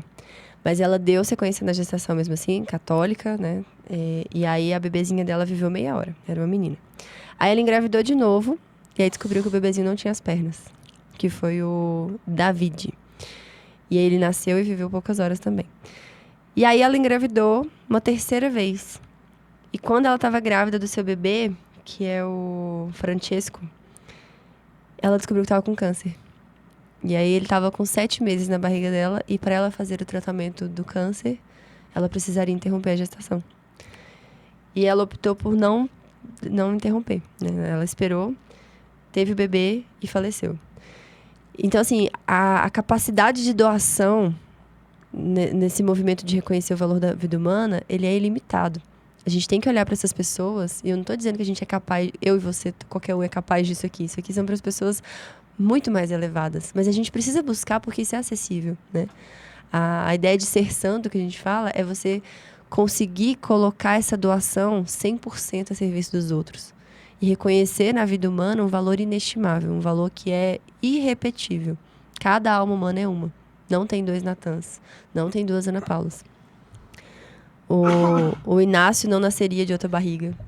A Lara, o Heitor, a Helena, a mesma coisa. Cada um deles é uma alma irrepetível e cada ser humano também assim o é. Então, quando a gente começa a esse movimento de reconhecer esse valor, essas questões financeiras, elas vão encontrando solução, né? Não é uma irresponsabilidade. A gente não está aqui fazendo um incentivo à irresponsabilidade. Muito pelo contrário. Né? É que você entenda que uma coisa grandiosa...